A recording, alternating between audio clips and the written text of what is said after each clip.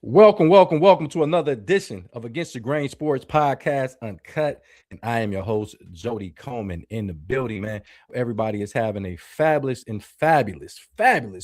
Tuesday. Normally, it's Taco Tuesday in most parts of the country.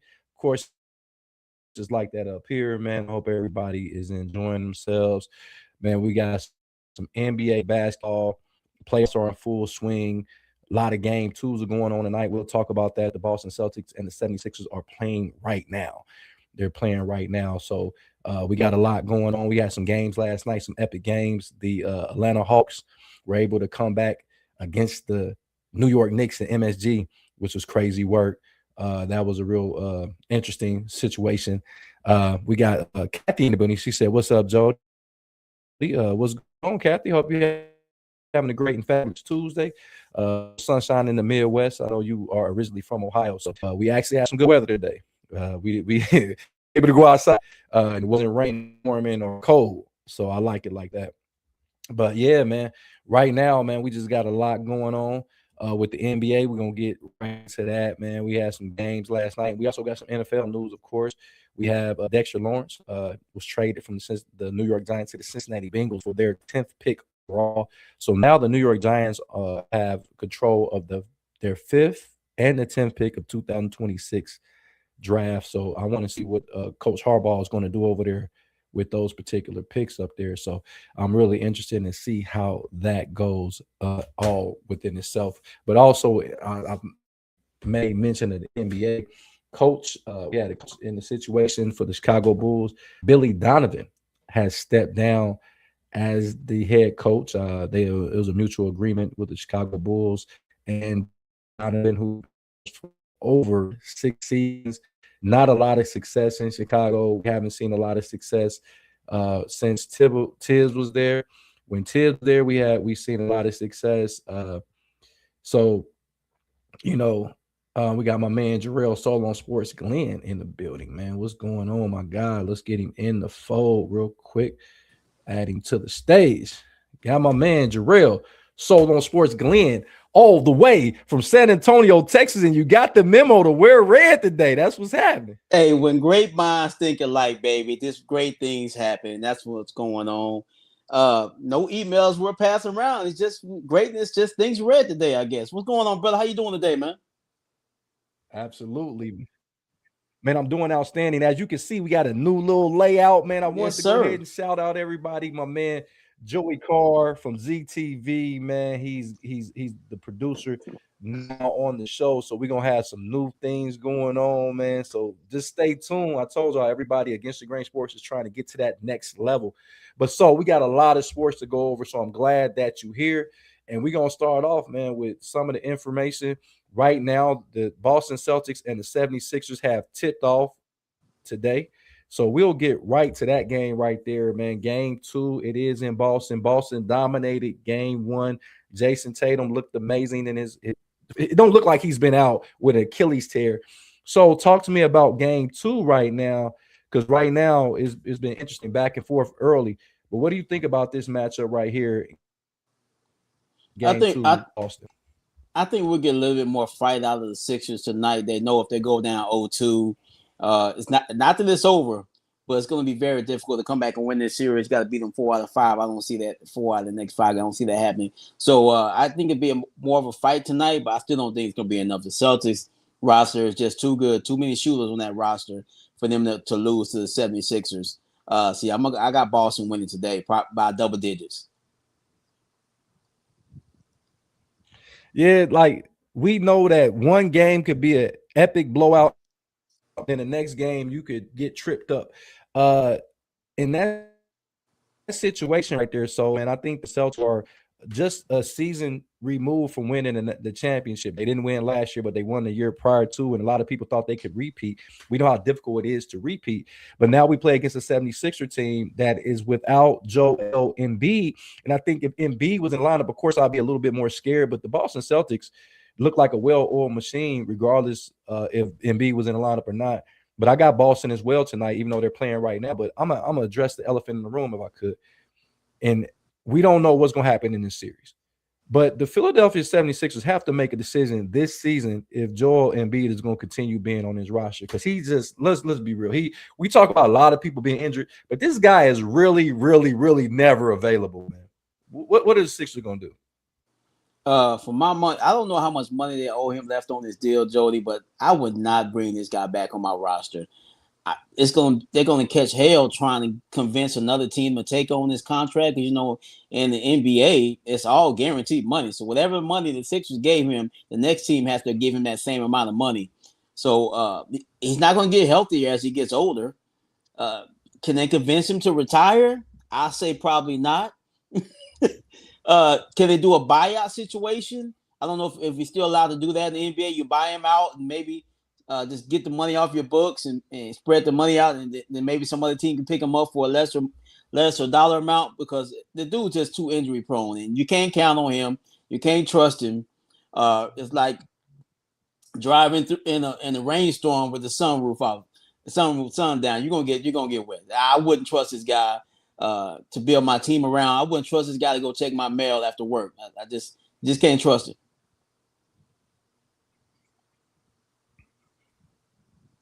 Yeah, I think that this is a situation that they need to part ways. The problem is they have so much invested in Joel Embiid, and he's not playing. He's available. He doesn't play back-to-backs. We know that this guy is a tremendous player when healthy, but the question is when healthy. And I think that normally is the issue when they say when healthy. He's never healthy. He's never available. It's bad. He wasn't ready for the playing game. He's not played in the 2 playoff games. Now being the second game in Boston, will he be available in game 3? We know if the Boston Celtics win, which they probably will, game 2, just everything goes according to what they should do. We know that game 3, normally the game is a pivotal game because you will be at home in Philadelphia. If Joel Embiid is not back in game 3, do just have a chance? No. I think even if they lose tonight, I don't give it. If Embiid comes back 100% the rest of the series, I don't think they have a chance. I think this series, if they lose tonight, I think it's a wrap. I think if they got lucky and got a win tonight, I still don't think they're going to be able to beat Boston. But tonight, you might as well say, go ahead and start getting the fat lady to come downstairs. When she starts singing, when the fat lady starts singing, she can start walking down on the court, because after the night, they'll be halfway to getting this series over. And I think that's what's going to happen. Absolutely, man. I just look at it like that. Kathy says she cooking right now. She says she cooking some fried chicken, macaroni cheese, and some broccoli. That sounds pretty good to my soul. You know what I'm saying? See what that's talking about over there, what Kathy got going on. But that's the matchup right there. So in Boston, we'll see what happens. We have another game that's going to be kicking off a little bit today, a little later at 8:00 Eastern time. We got the Portland Trail Blazers. We playing against my San Antonio Spurs in game 2. The Spurs are up 1-0. Wemby went off having 35 points in the first meeting, most points in debut history for the San Antonio Spurs. And this is a organization had David Robertson as well as Tim Duncan and George Gervin. Talk to me about this game. Does Portland have a chance to potentially upset the Spurs in game 2? I would say yes. Maybe the Spurs don't play as well as the Spurs didn't play outstanding in game 1. They looked a little nervous their first playoff game for most of these guys, except for maybe a couple of players. Then the coach, his first game is being a coach, head coach, and a lot of pressure. Tim Duncan, Dave Robinson was there. I mean, Iceman was in the house. Everybody you can think of that ever played for the Spurs is there. So you can't tell me they weren't a little bit nervous. The fans were into it. But the Spurs just got more talent than Portland. Portland hung with them for a little while, Jody. It was a decent game, but when Spurs need to push the lead back up to 10 points, they had no issue doing that. But tonight, I don't see Portland winning this game tonight. I see Portland getting one game at home, possibly when they go back to Portland. But tonight, I think the Spurs going to continue they're probably going to give Wemby a defensive MVP award tonight also. Yeah, I think it's going to get ugly tonight. Yeah, I'm. You know me. I had a little technical difficulty, but we're good to go. Hold on, real quick. My man Tim said he has the Celtics gonna get this one tonight. He agrees with us that the Boston Celtics will go up 2-0. What's going on, Tim? Kathy said Joel has to go. He's become more of a problem than what he's worth. And I think that's very true. And he's a very hefty problem, very expensive problem to have. And even when he's healthy, sometimes he doesn't always play the best basketball, even when he's healthy. Doesn't mean when he plays that automatically the 76ers are favorites in the Eastern Conference. And then there go Chrissy. What's up? She said, my guys, to see more views. I love this from you guys. Keep it going. What's up, Chris? She's a big-time Bengal fan, so I know she's hanging around because the Bengals did just sign Dexter Larwence, and we'll talk about that coming up very soon. But, yeah, man, I like the Spurs tonight. Wemby did win Defensive Player of the Year. He's up. He's one of the finalists for MVP. Him, SGA, as well as the Joker, and we'll talk about the Joker in a minute. You know how I feel about him. But Wemby has a really good chance. But when Luka Doncic didn't make that, I was really, really disappointed that Luka Doncic didn't get an opportunity to be within them three. I think Luka Doncic had a fantastic season. He was first in scoring. I think he was like fifth in assists. He was, averaged over 7 or 8 rebounds a game. And the Lakers finished fourth in the Western Conference. So I was a little surprised that didn't happen. I was very surprised with that. But speaking of the Lakers, we got a game tonight between the Houston Rockets and the Lakers. A lot of people had the Rockets winning game one, not us. I think me and you also and Donald actually picked the Lakers to win that game, but I told you they're not going to win another game in this series. But what do you think about the Rockets, man? I think Kevin Durant should play. We're not sure, having a banged up knee. I guess he hit knees in practice with somebody.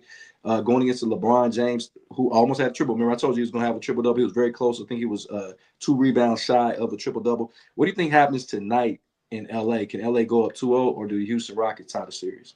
It all depends on if Kevin Durant plays.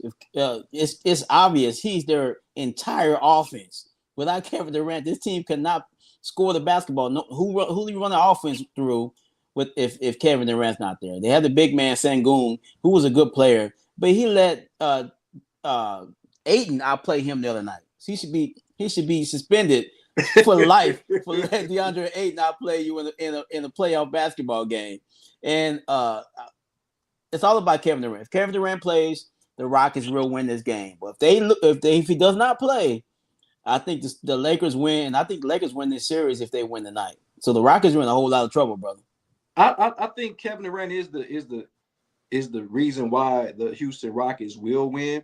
But Kathy said F the Lakers, and she said let's go Rockets. So I mean, it is what it is. But I think honestly, man, when you're looking at the perspective of the Lakers, LeBron James gave you everything that he had. He had almost 10. He had 10 assists at the half.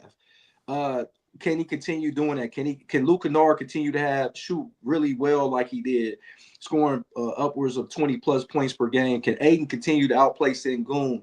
Thomas is going to switch over and play LeBron. Probably the best defensive matchup you would probably have if you're the Houston Rockets.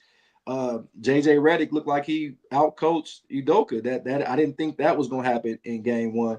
And the Rockets better hope that Luka Doncic does not come back in the series. So I think if Durant comes back, if Luka Doncic comes back, and Austin Reeves can come back in like game 3 or 4, and Luka Doncic somehow can get back in game 3, yeah, the Houston Rockets will lose this series. But if Luka Doncic and Austin Reeves did not play, even if Kevin Durant don't play, I think the Houston Rockets win the series. So I don't know, Joe. I just don't like that Rockets offense, man. They have a problem scoring the basketball.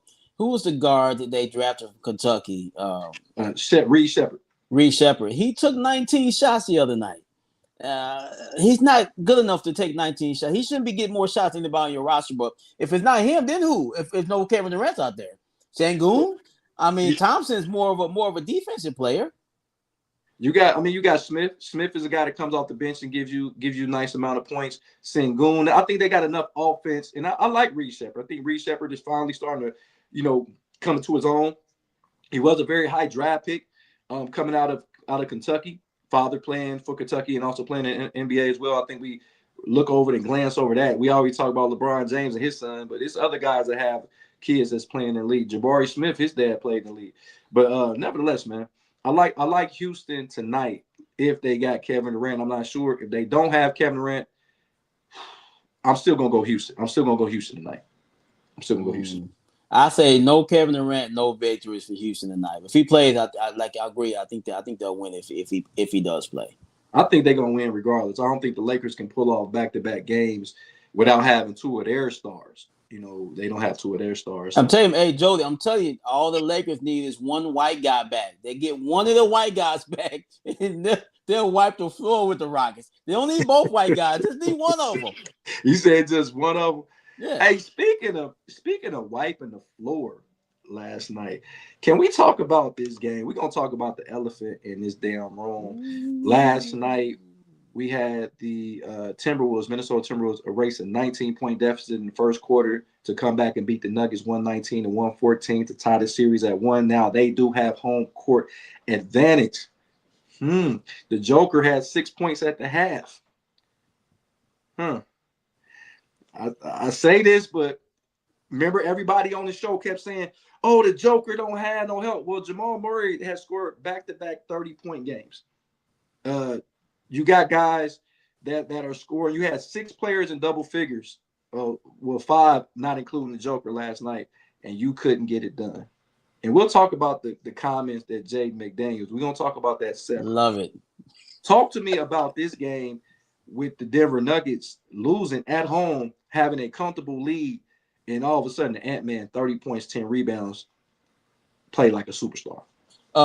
First of all, let's go ahead and talk about your guy, the Joker. First of all, let's get some love to Rudy.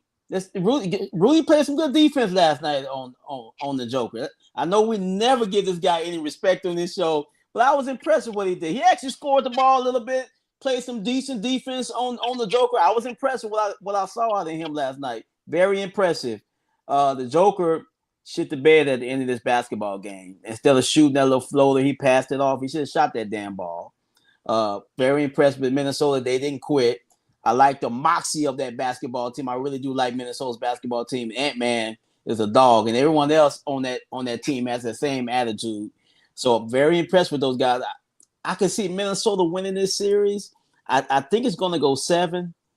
I can see Denver going up to Minnesota, getting the game up there. I can see a 7-game series out of this one. But I'm glad we got some competitive basketball. These two teams don't like each other, and we need this in the NBA right now. Stop all this jersey signing, all this bullshit that goes on after games. Let's get back to a little bit of the hate, and then we can get back to some real basketball. Hold on, man. Hold on. I'm gonna stop you with the Rudy Gobert love. The reason why Rudy played good last night. No, the fuck he didn't. Yes, Rudy he did. Gobert messed up my parlay. This nigga was supposed to score 10 points. He had fucking 2 points. He had 2 points and 7 rebounds. He had more fouls than he had points. Rudy Gobert did not play the majority of the defense. He didn't play the majority of the defense on the Joker. He had 4 fouls. He sat out the whole damn second quarter and a large amount of the third quarter. No, he played some defense in the first quarter. I give you that. And he played some defense late in the fourth quarter, but he picked up so many fouls so early, he was not effective in that game. Well, fourth quarter is winning time, right? That's when it matters. I get it, but he didn't play a lot of minutes. And I think Naz Reid played, he like third quarter, the Joker barbecue chicken Naz Reid. He barbecued chicken Naz Reid because he left it. He came into after halftime being the Joker. 6 points, he left with 22. Because the Joker only had 2 points in the fourth quarter. That's what people don't want to talk about. The Joker scored 2 fucking points in the fourth quarter. And this is the guy that y'all want to crown as the king. Y'all want to crown the Joker the king. But when I say something about the Joker, I get hate mail. I'm not saying the Joker's not good, but I'm seeing all these podcasts and talking about, well, is the Joker top 5 centers? Absolutely fucking not. Who you gonna take out? Who you gonna take out? Because I'm not taking Olajuwon. I'm not taking Shaq. I'm not taking Will. I'm not taking Shaquille O'Neal. I'm not taking Bill Russell out of that. I'm not taking Moses Malone. No, I'm not taking David Robertson. No, he's behind those guys. And until all this postseason awards is fantastic. So that's great. All this postseason. Well, last 5 years, he has finished first or second in MVP race, winning 3 MVPs. Mm-hmm. Been out of the second round one time, though. So been out of the second round one time. Yeah. He been in the league 9 years. He been out in the second round one fucking time. Now, the time that he did it, he won a championship. Let's talk. So, and last night was a prime example of him looking like he was out of gas in game 2. Well, we all know that the Joker likes to eat Krispy Kreme donuts. Look like he wears them underneath his jersey. We know he got. You can't tell me the dude. You know the dude gets tired. I mean, he carrying too much weight, and that air is too thin up there for him not to be getting tired in the basketball game. But at this point, I don't see him losing any weight. He's a great player, Joe. We all know this, but he's not so great you can't criticize him. He did not play well in that game yesterday. In the clutch moments, he let his team down. He'll probably be the first one to tell you that. And like I said, the reason why I'm putting the pressure on him is because we put pressure on Kawhi Leonard. Yeah. We put pressure on Kyrie Irving. We put pressure on the best player playing today, LeBron James, a modern era best player. Of nobody's better than LeBron James. We put pressure on Kevin Durant. But it seemed like we can't put pressure on the Joker because when you look at the stat line, it looked like the Joker played fantastic. Well, look at his numbers. Well, if you watch the game like me and you did, I watched the whole game last night, and I'm looking like he didn't have any lift on his 3-point shot. They were leaving him open. Defensively, he was getting carved up like a Thanksgiving turkey. Defensively, he was barbecue chicken. Nas Reed was running around this guy. And guess who we got in the building? So, you want to guess? The People's Champ. Nah, not the People's Champ. We got the voice of the youth. I don't know why it won't let me. There you go. We got the voice of the youth in the building. We got my nephew, Donald Coleman, in the building. What's good, Donald? How you feeling? All right, I just woke up, man. I'm trying to figure this schedule out to win the nap for third shift. I don't know when the nap. I don't know when to be. I don't know. I'm trying to figure it out. I'm gonna help you out with that. Kathy said the Joker is a joke. She said the Joker's not even in her top 50 players. Now I don't know if I'll go that far. Slow down. But, I ain't gonna go that far. But I would. He's in my top 10 centers. But I think we are ordaining him, or we're saying that he's one of the top 5 centers. I think prematurely. I think that we got to look at the body of work. But Donald, real quick, man. Last night, the Timberwolves erased a 19-point first quarter deficit to beat the Denver Nuggets in Denver, 119-114, and tied the series at 1. Man, what do you think about that game? I just think that the Timberwolves are more athletic than them, and which means a lot. But I just think that Ant-Man is a dog, but they did a good job finding mismatches last night. And what basketball is kind of about, finding a mismatch. They found mismatches, and they just found out who to go at, and they got a good win last night, a great win last night on the road. I'm gonna put it like this, and I'm gonna say this, and I know Soul was up here having a love affair with Rudy Gobert, like you want to date him or something. I don't know. Hey man, y'all kissing and hugging over me and Rudy can eat some French toast together, dog. We talking about the Frenchman was in the house. Rudy played the ball. See, tell him, Donald. No, he didn't. He had 2 points last night. He not asked to score. But he didn't even play that many minutes, Donald. He was in foul. You just mad that he fucked up your parlay. But I've always been a critic. I've always been a critic of Rudy Gobert. I've always been a critic because you were on the French team where you one of 3 NBA players and you're not even playing minutes. The Minnesota Timberwolves came back when Rudy was on the bench. When Rudy Gobert was on the bench, Nas Reed came in and played very well. Randall, let's give some props to Julius Randle. He played fantastic. We got young Chris in the building. Young Chris in the building. What? I don't know. Young Chris in the building. We go ahead and let him in. Young Chris in the building. We got young Christopher in the building. What's going on, my guy? What up, man? What up? Well, we talking right now. We talking the Minnesota Timberwolves and the Denver Nuggets. And like I was just explaining to everybody here, I was just telling them, like, man, I think Rudy Gobert plays good in sections where they need him. But last night, they were better with Rudy on the bench. Go ahead. What you think, Chris? In certain spots, you hit it right on the nail because the Nuggets game 1, we saw what they tried to do against the Timberwolves is obviously we know Jamal Murray, Jokic pick and roll is one of the most deadliest in the whole entire league, and that brings Gobert up the whole entire time and leaves the paint vulnerable. But in game 2, the Nuggets tried doing the exact same type of scheme, but this time everyone else is very active off ball. Anytime there's a slip, anytime there's a backdoor, McDaniels, Highland, everyone else is very active off ball, which makes it harder on Jokic to not be able to, and he's not able to make the certain passes he's able to make because everyone is so active and denying balls. So the Timberwolves in certain spots, yes, they were better without Gobert because it's better athleticism when he's not out there. But anytime is within the paint, Gobert ain't no one better than him besides Wemby. Okay. I mean, but that's the thing. This game is not played in the paint anymore. This game has evolved. Like young Chris and Donald, both of y'all have harped over and over that the game is more athletic. Nobody's posting up like they used to. So now guys like Rudy Gobert would have probably been an all-star in the 90s, to be honest, because he would have been he's Rick Smits without a jump shot. So, but let's talk a little bit about this one. We got to talk about it. I got to go to Soul on this one, man. Check out what was said post-game by Timberwolves. Jaden McDaniels said the Nuggets, they're all bad defenders. Whew, I got a lot to say about that one. So, and he called out the Joker and Murray being the leader of those bad defenders on the Denver roster. So, what did you think when you saw this comment post-game?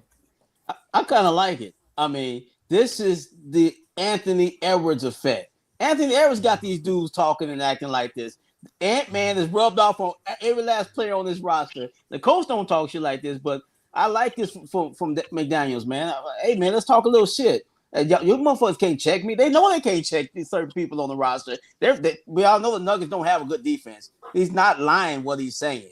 We're the underdogs in this series. You guys are supposed to be better than us. And hey, I like what he's saying. I like a little shit talking back and forth during the series. It's nothing personal. I just think y'all suck at defense. That sound personal to me, personally. What's up, my man? Eagles Philly in the building. He said, good evening, good brothers. Keep doing your thing. Stay safe and stay blessed. I know he's watching his 76ers right now as we speak. Man, good luck to those guys. Kathy said all players care about today is hitting that damn three-point line. Kathy may have a point there. Donald, talk to me about this, man. Jaden McDaniels making this statement saying that they're all, being the Nuggets, are all bad defenders. What do you think about that? I mean, he probably got a point. It just that don't mean that they won a championship with all bad defenders. So it doesn't. You haven't won a championship, and you guys say you're good defenders. So how much does defense actually matter? If I can score more than you, then I'm going to win the game. But that's a good point. You could say they are bad defenders if you want to, because in the league where a lot of guys have so much individual skills, nobody can guard anybody. It's all about a team defense and a scheme anyway. So you saying somebody is a bad defender don't really matter, because like Rudy Gobert probably not gonna guard nobody one-on-one, but he's a great team schematic defender. It's all about a team defense anyway. So you saying somebody's a bad defender is not a big statement, because it doesn't really matter about you being that bad of a defender, as long as you can move as a unit and be good on defense together. Hey, great point. That's a good take. Young Chris, I know you about to come with that fire. Talk to me about what Jaden McDaniels said post-game. You know the media is always looking for this. They looking for something. They looking for that great clip, and they got it right there. They got a great take. What do you think, young Chris? Donald basically took everything I was going to say, but the thing about what McDaniel said, he wouldn't have said this if they would have lost. He only said it because they won. And at the end of the day, yes, Donald, you're 100% right. Especially with how talented the NBA is right now, it is very much a team defense that ends up winning it all, and not just the individual defenders. But you're gonna need those point of attack defenders, and the Nuggets are right now without the best one. Payne Watson didn't play in game 1 and game 2. So that ended up being a big factor to why Edwards was able to get so many paint touches.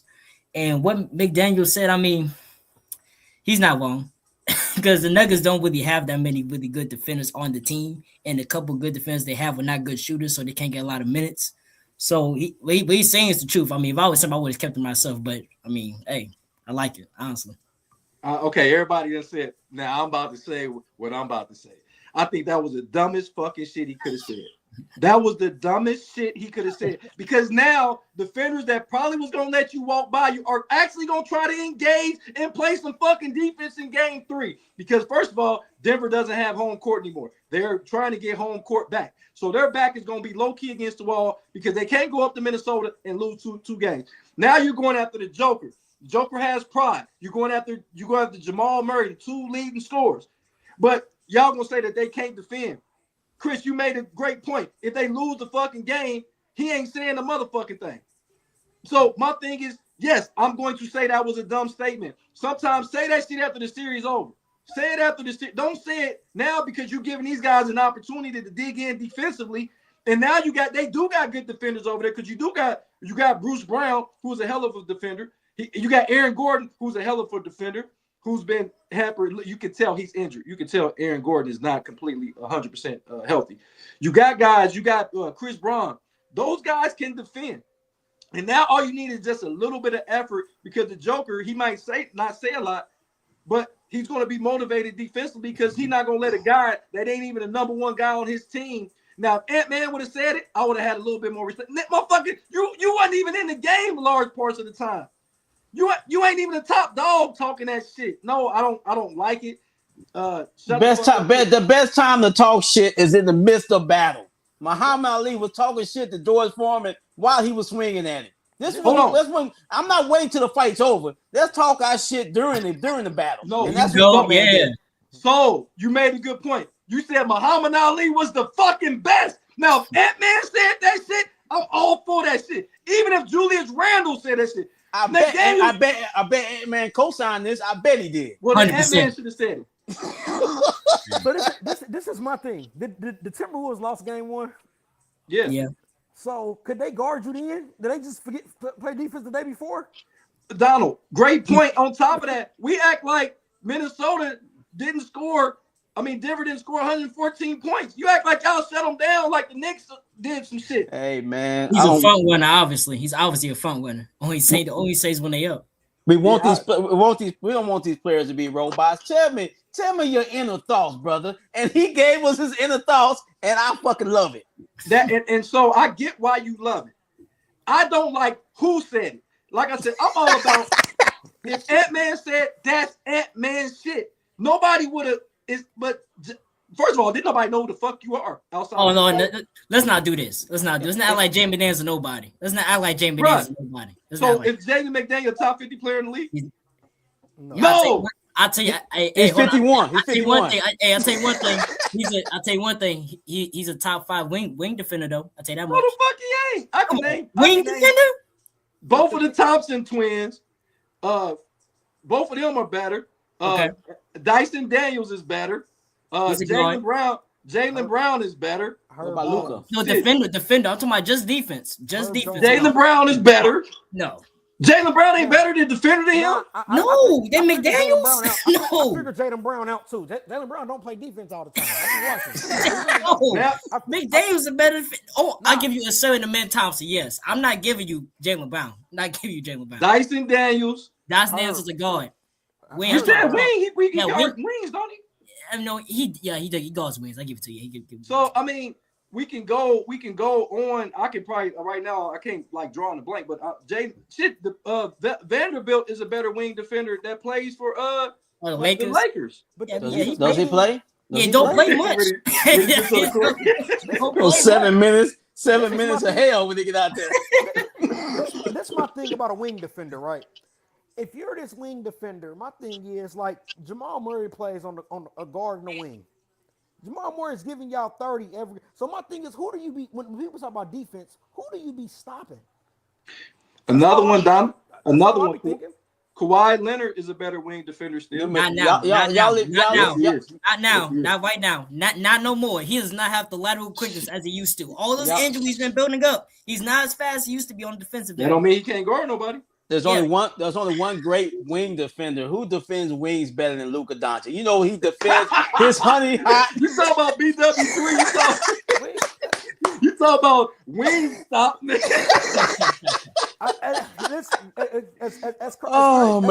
As crazy as it sounds, he might have the biggest point differential in his matchup. So you ain't got to worry about that. Even if this man get 25, he's gonna get 40. Right. Hey, you're right about that. But that was good stuff. But hey guys, we can't get on Against the Grain Sports and not talk about this matchup right here last night. Whew! The Atlanta Hawks was getting that ass beat in the fourth quarter, and all of a sudden, CJ McCollum pulled off his best Trae Young impersonation, his best Reggie Miller impersonation, and became the villain at MSG Garden and beat the Knicks 107-106 to tie the series. Don, I'm gonna let you get this one.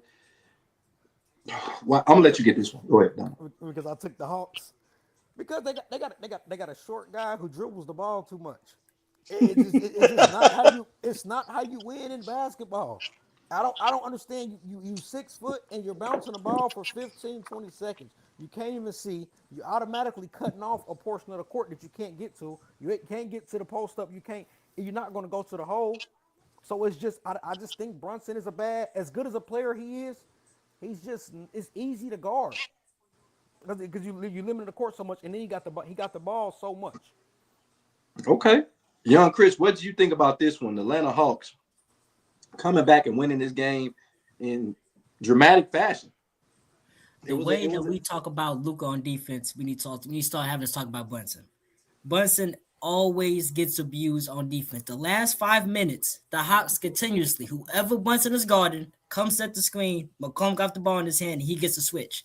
And he had Brunson out there twerking, basically. Yes, Brunson out there twerking. It was crazy. He's out there bouncing that. It was wild. Especially the last few minutes, it was cinematic. And it was like that one playoff series a couple years back all over again with Trae Young became the villain. Now it's CJ McCollum. And this series could end up being very interesting because that's how much of a liability I think Brunson is on defense. The Hawks are going to just continually go after him all the time. Okay.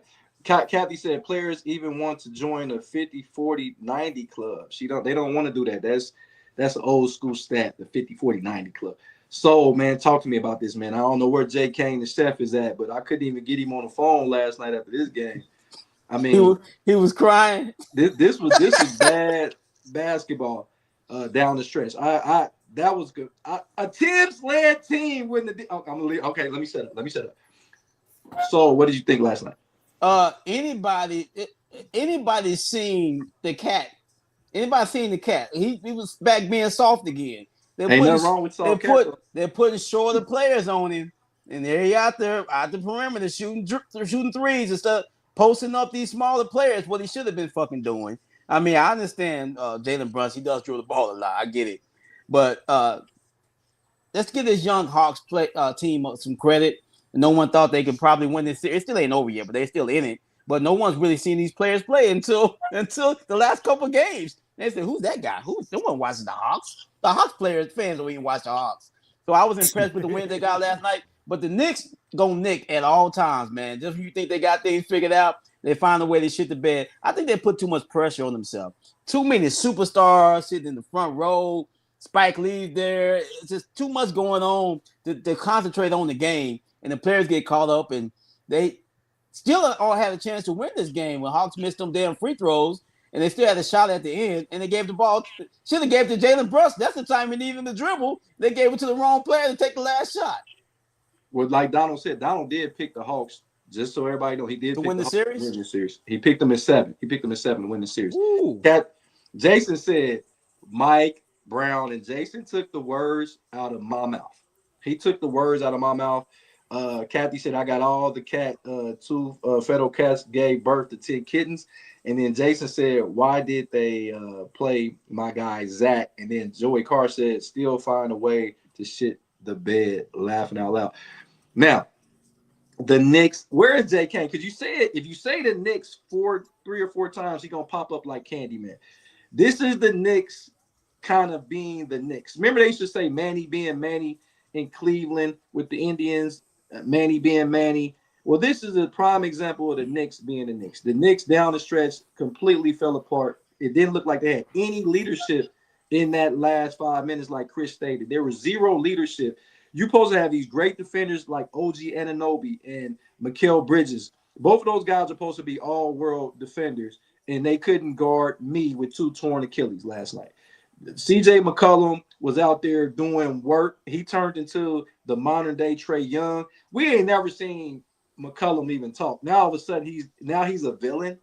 I don't know about that situation, but the Knicks are in trouble, and I'm glad they fixed what they said, because I thought they had a timeout, but it was explained after the game that the scoreboard was messed up, so they had 0 timeout. So that's why they did not call the timeout after the miss, because I thought they had a timeout, and they explained it after the game that they didn't have a timeout. But like you said, widen the ball you pay all this money to Jalen Brunson and Cat. Those are the two people I want taking that shot. I do not want Mikal Bridges getting the ball with a head of steam, taking the last shot of the game. You can't even hit when ain't nobody on you. So what you gonna do when somebody actually is guarding you and you dribbling? So I think that this is one of those losses, guys, that I don't know if the Knicks can recover from. Donald, do you think the Knicks can really recover, or do you think that this momentum for Atlanta is going to go and they're going to get back to MSG down 3-1?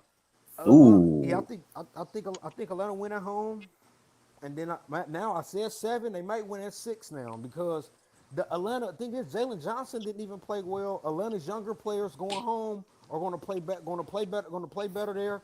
And just as far as the matchup for the Knicks, they got younger, more athletic wings, and then they got guys with the ball in their hand they can score. I think it's just a bad matchup.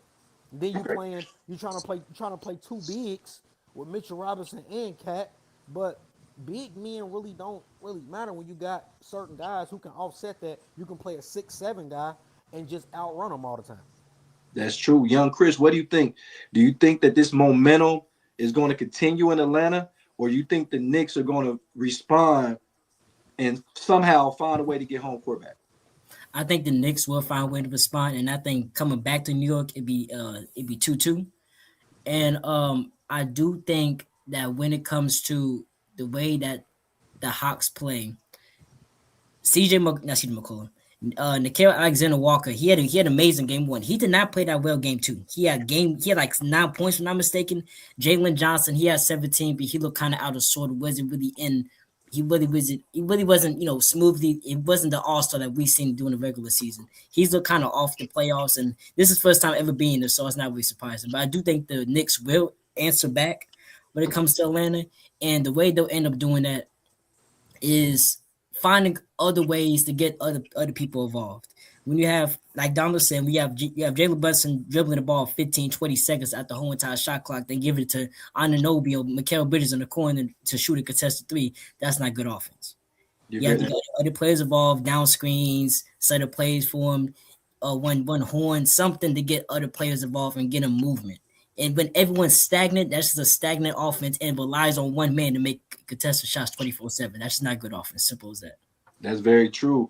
Jason said, "Would they ever play my guy Zach Worcestershire?" Zachary Wishishay. Yeah, I don't know if they're gonna play him. Jason, I think they may have to deal him in the offseason because he looked out of sorts with this Atlanta team that seems to play better, like Donald said, with younger, smaller players and more athletic players on the court. So you may see this guy in year 3 being traded.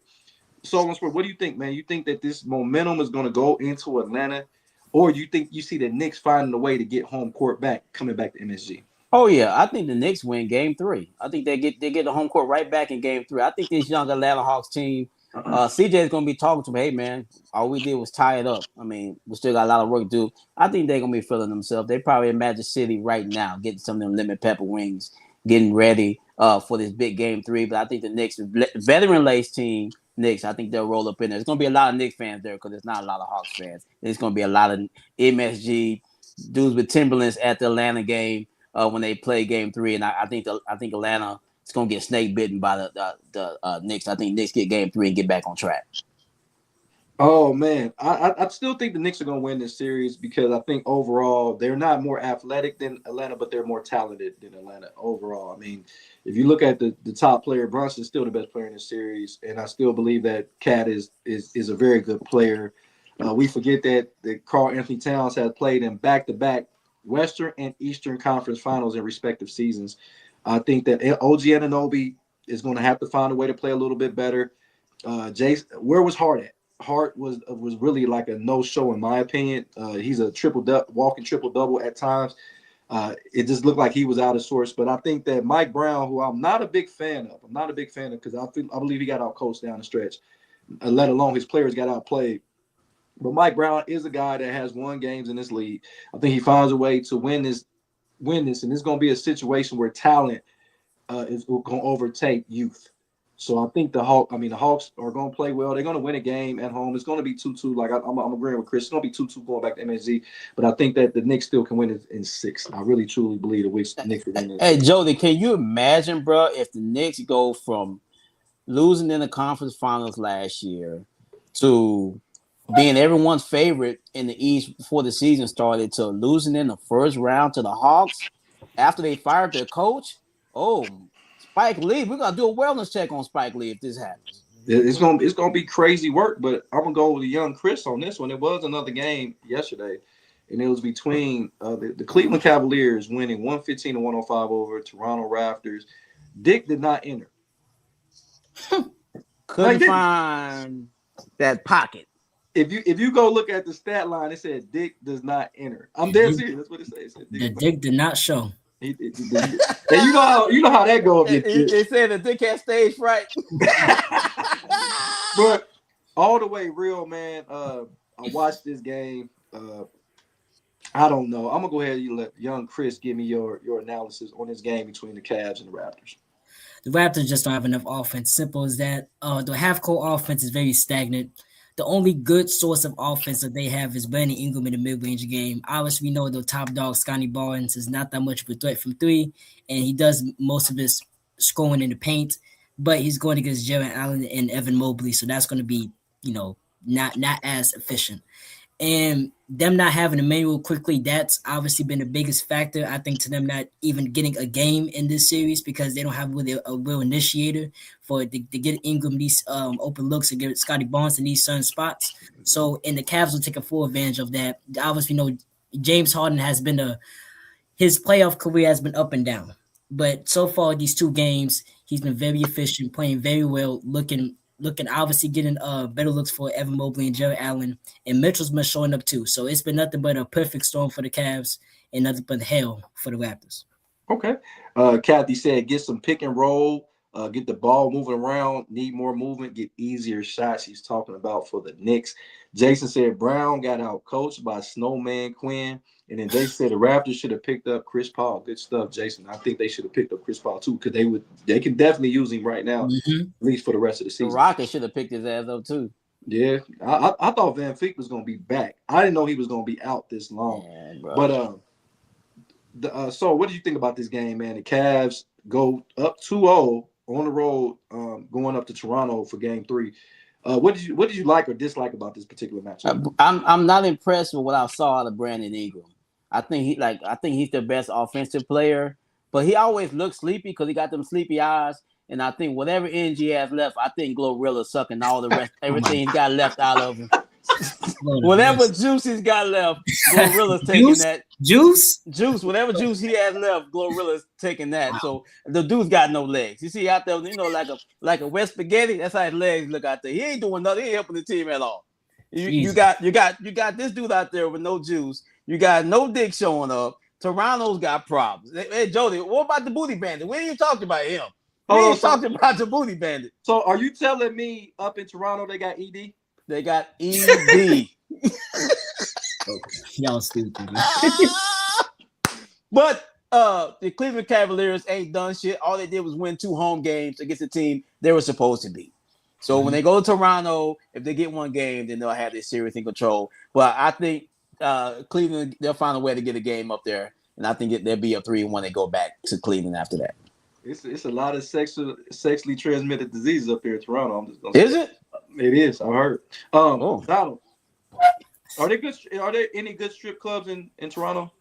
I've never been, but they said Toronto is amazing. They said Toronto was like one of the best cities. Like I hear a lot of the players always say, "What's your favorite cities to play in and party in?" They said Toronto was up there with the Houston and Miami. They said Toronto is. They said it's nice. That means Cleveland gonna lose Game 3 because that's where James Harden gonna be at. No, but Donald, Donald, talk to me about this game, man. You liked it early on when they made that James Harden trade. You were saying that the Cleveland Cavaliers may be your favorite to come out the East. Do you still feel this way? Yeah, man. I mean, they got somebody else that can help those other guys score. Donovan Mitchell can score on his own, but James Harden, I don't know when. I mean, don't get me wrong. He comes up small at times when he has to be to the lead dog and the score. But in a situation where he can just get other people involved, and Donovan Mitchell is a man, James Harden is like one of the best players to ever play. I don't know why he don't get the respect. He's the best screen and roll player to ever play, and he's he can make. I can score a bucket on James Harden's team. Just other guys can score with him. They got two towers to defend and rebound. So basically, James Harden is deep. Him and Mitchell don't guard anybody, but you can funnel people to the rim because you got protection behind you. So I think that Cleveland. Now Boston with them two stars, but I think that it should be probably a conference finals with Cleveland and Cleveland and Boston. Okay. Jason said Ingram was too busy with the moose knuckle. Hey, there's a lot of what's plural for moose? What is it? You got a bunch of mooses? I don't know. Kathy said no. He just stopped drinking Red Bull as his wings are gone. There go my guy right there, King Minx in the building, all the way from Memphis, Tennessee. What's going on? My God, it's been a while. But this is my perspective. I watched this whole game, and I don't know if either one of these teams is going to make it out of this second round. I think Cleveland wins this series. I don't think Cleveland has enough talent, man. When you got guys like Wade, and I ain't talking about Dwayne Wade in your starting lineup, I'm like, he looked like a sore fucking thumb out there with those other four guys. I just don't think Cleveland's bench is that great. Their bench is not. They're just playing a team that they're better than. They're better than Toronto. Toronto don't have any playoff experience. Their bench is absolutely fucking horrible. The Cleveland Cavaliers bench is fucking awful. I'm just gonna go ahead and say it. You have Max Strauss, who had a fantastic 24 points in 22 minutes or 22 points in 24 minutes, whatever the fuck it was last game in game one. He had, I think, 3 points in that game. The bench is going to be the Achilles heel for the Cleveland Cavaliers. I think Mitchell and Harden are fantastic. I think both of those guys can average over 50 points a game in the playoffs. Mitchell looked unstoppable, guys. He has had the most 30-point games in opening games, and he responds with another 30-point game last night. But, guys, Toronto just don't. Brandon Ingram didn't even score in the first half, I don't think. Did he? So I don't think he scored. He ain't got no legs, brother. And when he's supposed to be the best player, they got a whole bunch of number threes on their team. Scotty Barnes is he's a high tier number 3. Brandon Ingram is a high tier 3. Booty Band, RJ Barrett is a number 3. That's why they got rid of him in New York. That's supposed to be a big 3. Regular season, I told you that I think they got a big 3 regular season wise, but it ain't no way. I think they get swept, guys. I think Cleveland sweeps the Toronto Raptors, man. I do like Scotty Barnes. He's a very good player. Like I agree with you. He's not a number 1. He's really good. He'll look nice in that Mavericks uniform. Anyway, yeah, but I think he's a good player. But they, like you said, they got a bunch of threes, no number 1s. Hey, it's like when you playing spades and you got a whole bunch of fucking kings and queens and you trying to bid your hand. Ain't none of them spades. That's how the Toronto Raptors look. They got a whole bunch of players that ain't fucking spades. And I just think that it's a problem. I think they get swept, guys. But I don't think Cleveland's that great. Their bench is absolutely fucking horrible. Their bench is fucking horrible. Donald, what do you think about that, man? I don't think that bad. And then you can leave James Harden in with the bench, and he's that good to make the other guys score. I don't know. James Harden get a lot of disrespect. I don't think people understand how good of a player James Harden actually is. No, I respect him regular season. I just don't respect him in the playoffs. He ain't really did shit in the playoffs. What's crazy is he's actually performed in the playoffs, but he's not. But and today, me and Jody talked about this type of stuff. The great players of today, it's like they show them no respect. What they've done in this league, we won't really respect these guys and show them the love until they retire. And when we talk shit about LeBron, like he's not one of the best players that ever fucking laced him up. James Harden, he might not have been his great playoff performer, but the dude can fucking hoop, dude. He's really good. Yeah. We disrespect these players that are currently playing in the league, and I think that shit needs to stop. Very much. Yo, Chris, final thought on this situation. I completely agree with Donald. James Harden does not get the respect that he does in this league and in all time. In my personal opinion, I think he's the third best shooting guard ever. But that's a whole different conversation for another day because he's really a 1, but he's listed as a 2. So I'll put him at the 2 because he actually listed as that. And on the Cavs bench, the Cavs, you're right, they have no bench at all. But they're able to stagger the minutes to where Mitchell and Harden or at the court at all times, no matter winning them off, winning them on. And that is going to be the biggest downfall. I thought that was the Lakers' downfall for the past couple of years because they always had a good starting five. Is that the bench has always been weak. Having Keon Ellis, Max Strus, and at times Thomas Bryant or Naquan Tomlin be your backup starting five is not good at all. So going against teams like the Celtics and the Pistons, where they actually know how to play offense, is not going to work out. Where's Tristan Thompson? I mean, what's the dude name? Tristan, what's his name? No, what's the dude name? They had baby with the Kardashian girl. Tristan Thompson. He's a free agent. Once they sign his ass, they need some better. Listen, man, young Chris, man, you just named a whole bunch of D-League players, man. Like they ain't even G-League play D-League players. But yeah, man, that's gonna be the issue. But before we get to the next topic, real quick, you just made a point. You said the Pistons. Do you think the Pistons are in trouble in Orlando, young Chris? I really do hate to say because I had the Pistons coming out the East, but I always knew what the biggest downfall was. They didn't have no other guy to handle the ball besides Kay Cunningham. Jenkins, I think he's only a rookie. He was on a 2-way contract earlier this year, and that contract just got moved to a standard contract within the last 20 games. So they don't have no one that can handle the ball like that. They don't have a lot of sharp shooters. Duncan Robinson, Kevin Huerter, that's it. Tobias Harris is streaky. Ron Holland streaky, and a lot of the other players that have on the team is streaky. And they depend a lot on Cade and Jalen Duren. So once the Magic were able to really just zone in on those two and they'll pick a vote, and that's why Jalen Suggs has such an amazing game. Because anytime Duren was slipping after the pick and roll, he was right there. And who else was right there? Franz Wagner and Wendell Carter. So they were just swarming the paint anytime those two tested. Kay Cunningham could score all the points he wanted as long as no one else gets off. And the Magic did that to perfection in game one. And let's see the Pistons and JB Bickerstaff have an answer for it in game two. Okay.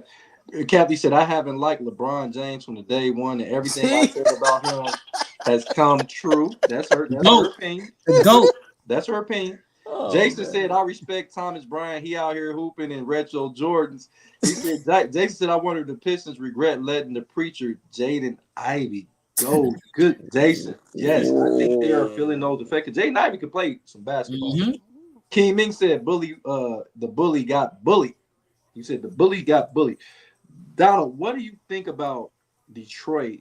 Are they in trouble in Orlando now that Orlando has home court this series? Yeah, y'all probably remember this, but if we go back and look at that show, remember the show a couple weeks ago, and I said it don't matter who the Pistons play, I think they're gonna lose in the first round. Yeah.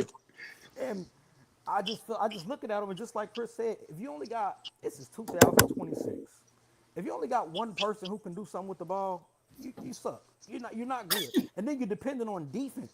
Defense only take you so far. You have to be able to score the ball. And I also said this: Kay Cunningham averages a lot of assists. If you average a lot of assists, the other people on your team are just not that good. So therefore, I just felt like whoever they play, and if they make it out of this round, they'll lose regardless. I think they in the offseason they have to find somebody else that can score the ball on their own with nothing to do with Kay Cunningham.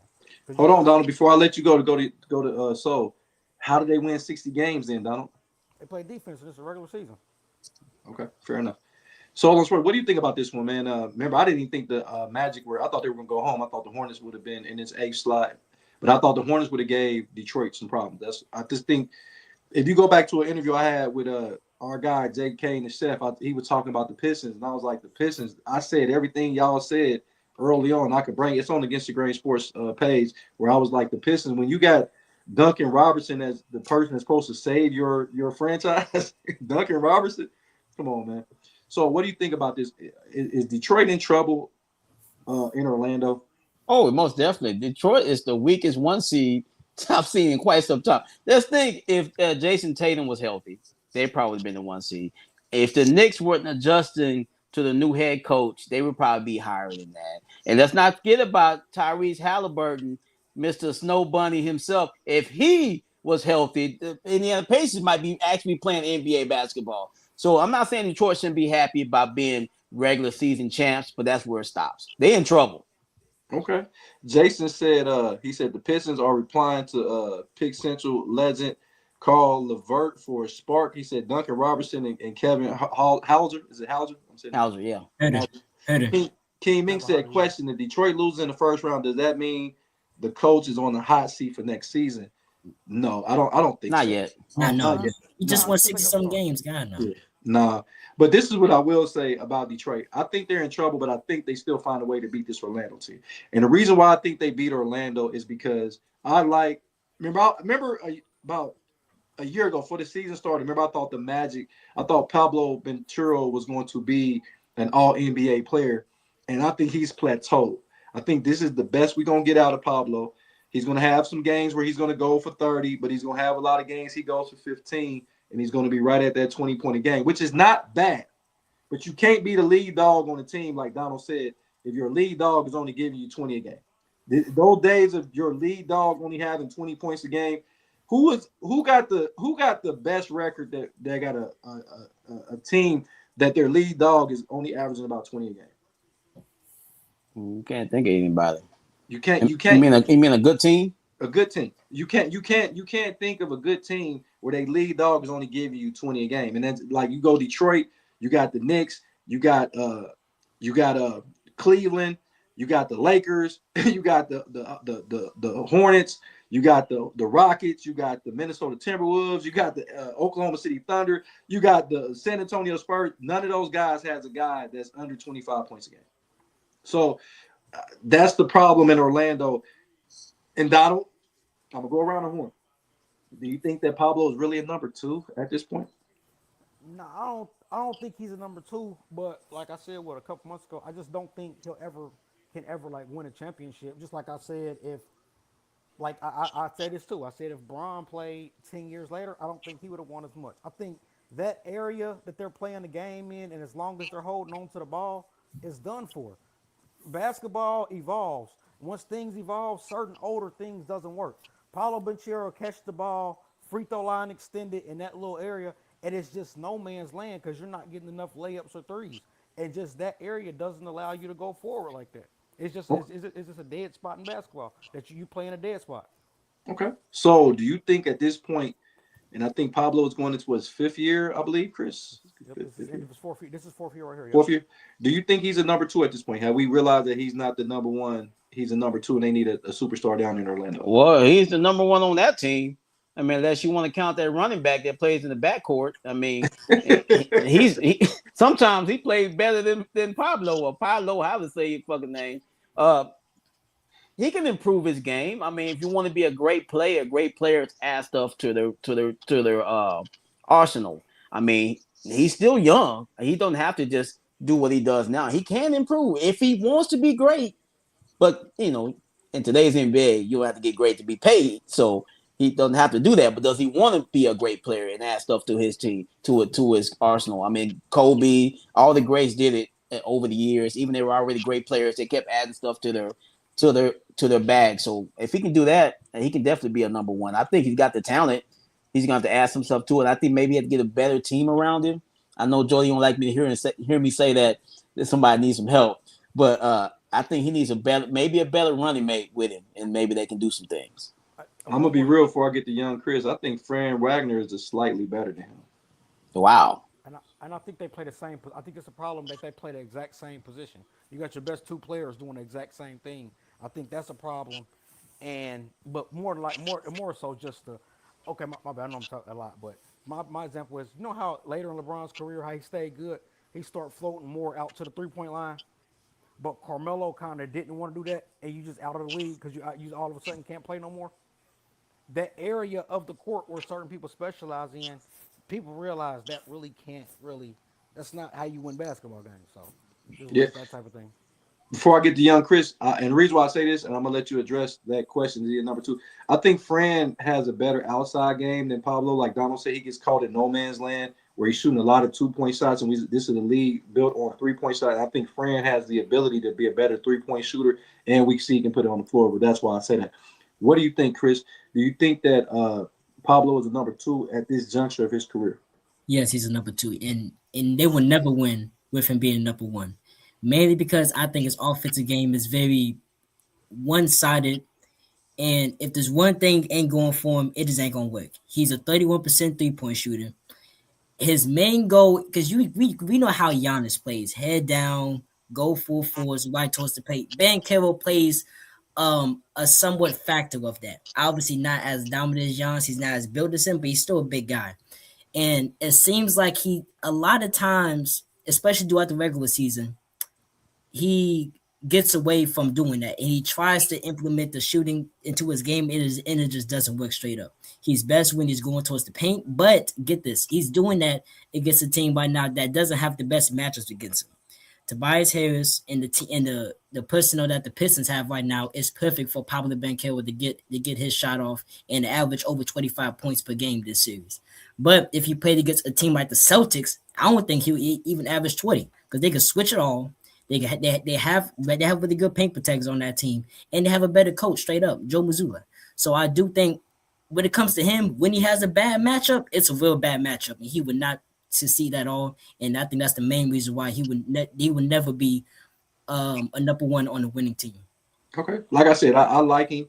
I'm not saying he can't play, but he's kind of getting in the same breath as like a Zion Williamson, who I believe has plateaued. I think this is the best we're going to see out of him. I think this is the best we're going to see out of Brandon Ingram. And I'm not doing the thing, Donald, but it seemed like the Duke players getting the lead and somehow plateau. I'm not saying they're not all-star caliber players, but you rarely see the Kyrie Irvings that ascend to a higher level. And it's other teams, of course, but I'm just naming them. It just happened to be on the tip of my tongue. Like, we've seen Donovan Mitchell take his game to another level. We've seen Donovan Mitchell since he came in the league. When he came out of Louisville, he was like the 19th pick or something like that. Nobody expected Donovan Mitchell coming out of Louisville to be this type of player. And I just think he came on the scene, being Pablo Ventura came on the scene like game records.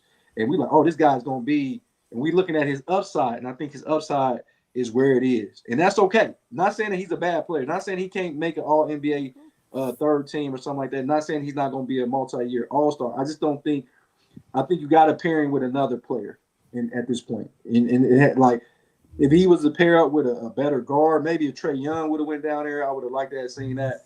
But, nah, I think he's a number two. Now, he can always prove me wrong. He can always go out there and prove me wrong. Let's see. He did win game one. He was effective for the most part in that. But Fred Wagner is really what won that game against the Pistons. Real quick, Jason said they the same player, neither can shoot. And then Kimmy said they don't work well together. He said Wagner and Pablo Ventura. But I'm glad Jason and Donald is here. And this is why. I'm going to tell you why.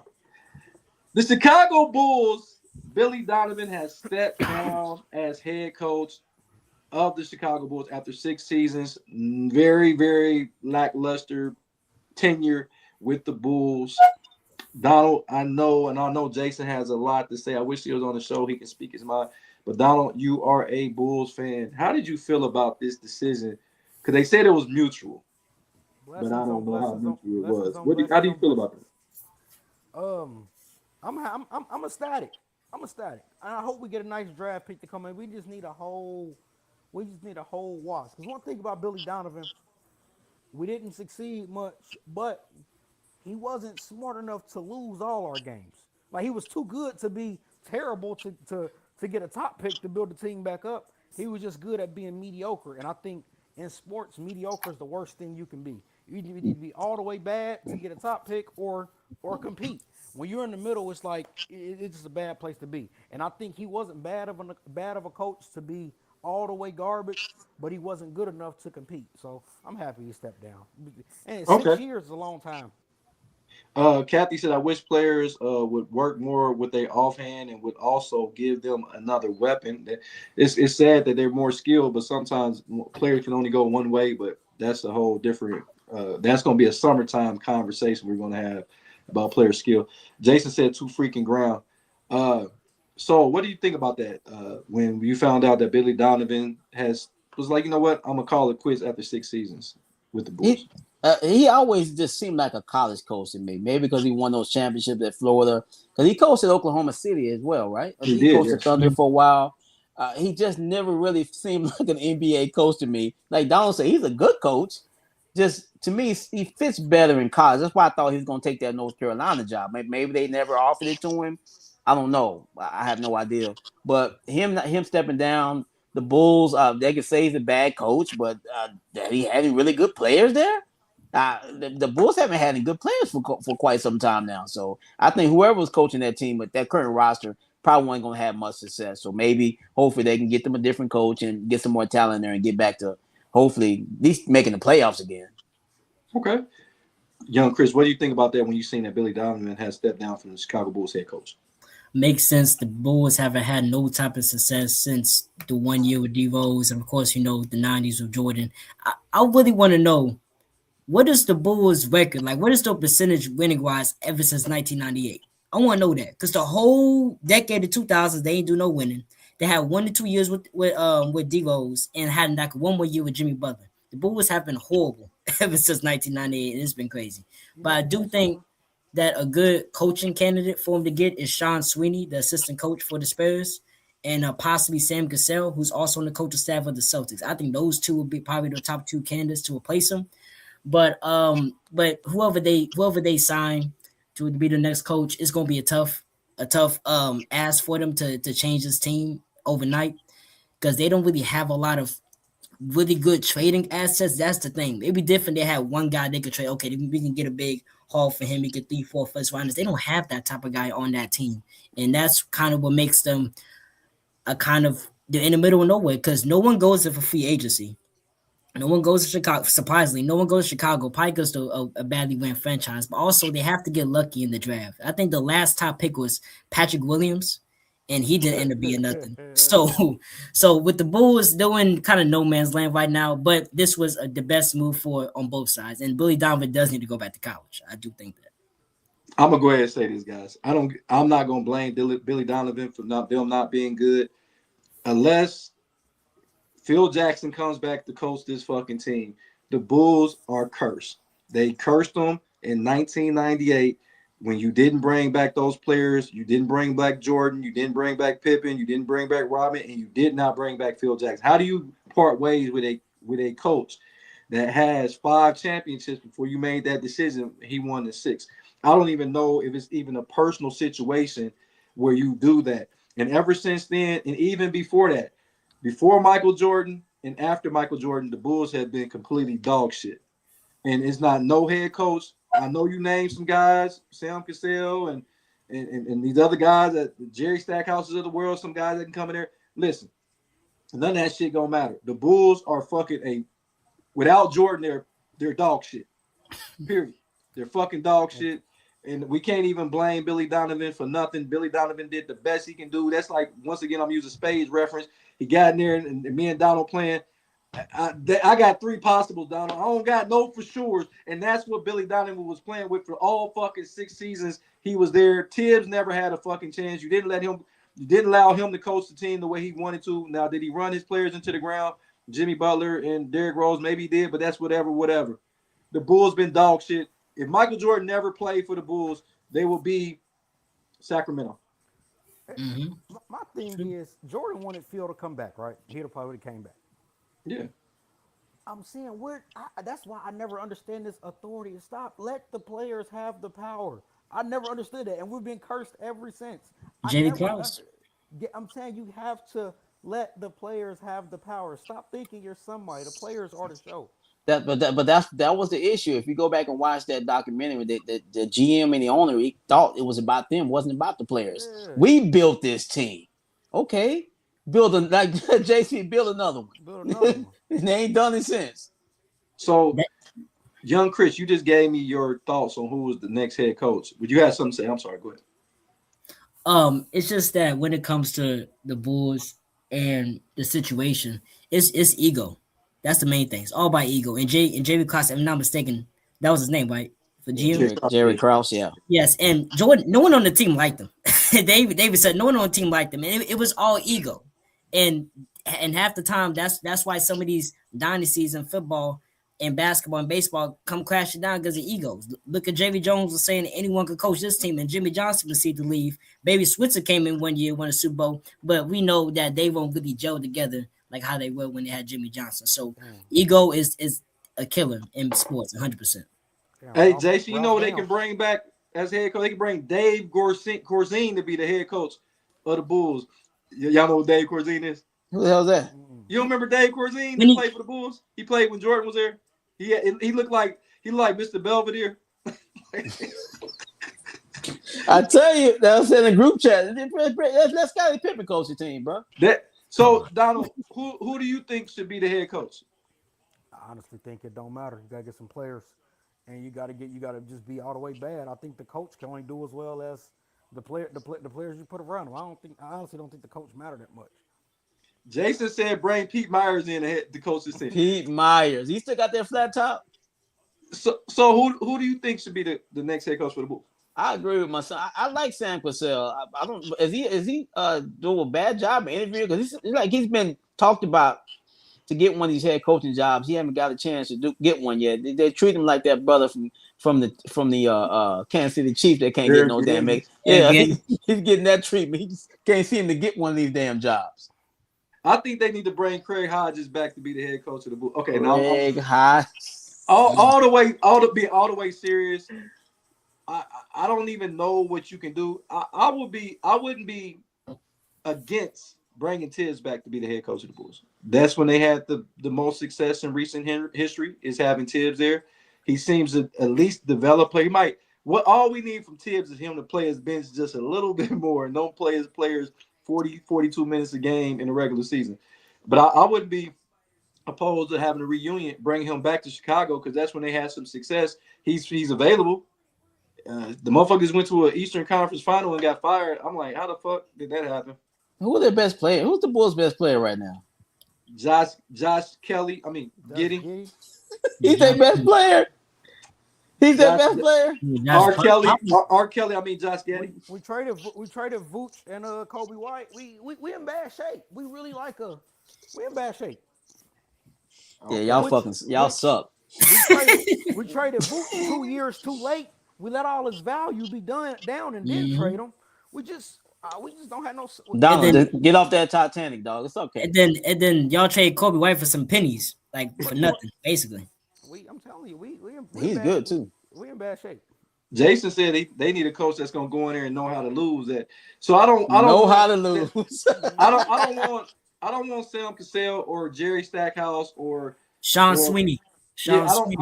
I don't want him there because I don't want that to be their first coaching job. And you want to get somebody that's probably bring a Van Gundy back where it's okay if he goes in there and wets the bed or shits the bed. How the fuck do you shit the bed though? Real quick, man. How do you know? Like it's called having loose bowels. You got loose bowels. I think it matters. I think it matters after the lottery, so we can see what pick we get, so we can see what type of player we get, and I think that can. Y'all gonna get a top 3 pick, bro. No, watch the Bulls get like the 6th pick. But the 6th pick player. But that's what I'm saying. The 6th pick won't even be bad because I believe there's at least 13 players, even though Mullen's going back to UConn. I still think it's 13 players that can help a franchise immediately.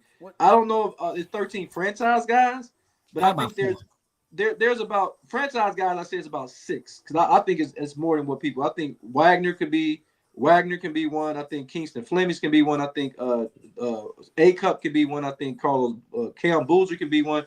AJ Dubansky, and I think Wilson can be. And also, I think the one kid I mentioned, Peterson. That's a lot. That's true. I think that what's crazy, all of them haven't even declared for the draft already yet.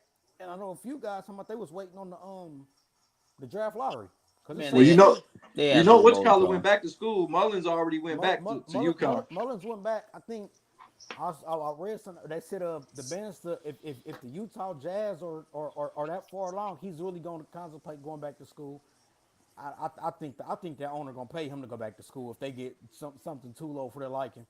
But certain players like they just flat out don't want to go to certain cities. Y'all think that makes sense? But let's not forget about LeBaron Philon Jr. I think he declared already too though. So the Kingston Fleming declared for the draft the other day too. Yeah, I think he declared. What was about? Yeah. What you said, Chris? I think you said to do something make sense. Do y'all think that makes sense that players are able to wait till after the lottery? Because they could basically, because AJ and DP, they basically know they're going to go one of the two, or top 3. You think that makes sense for them? They can really pick where they want to go from that point. Yeah, they really can. I go back to school.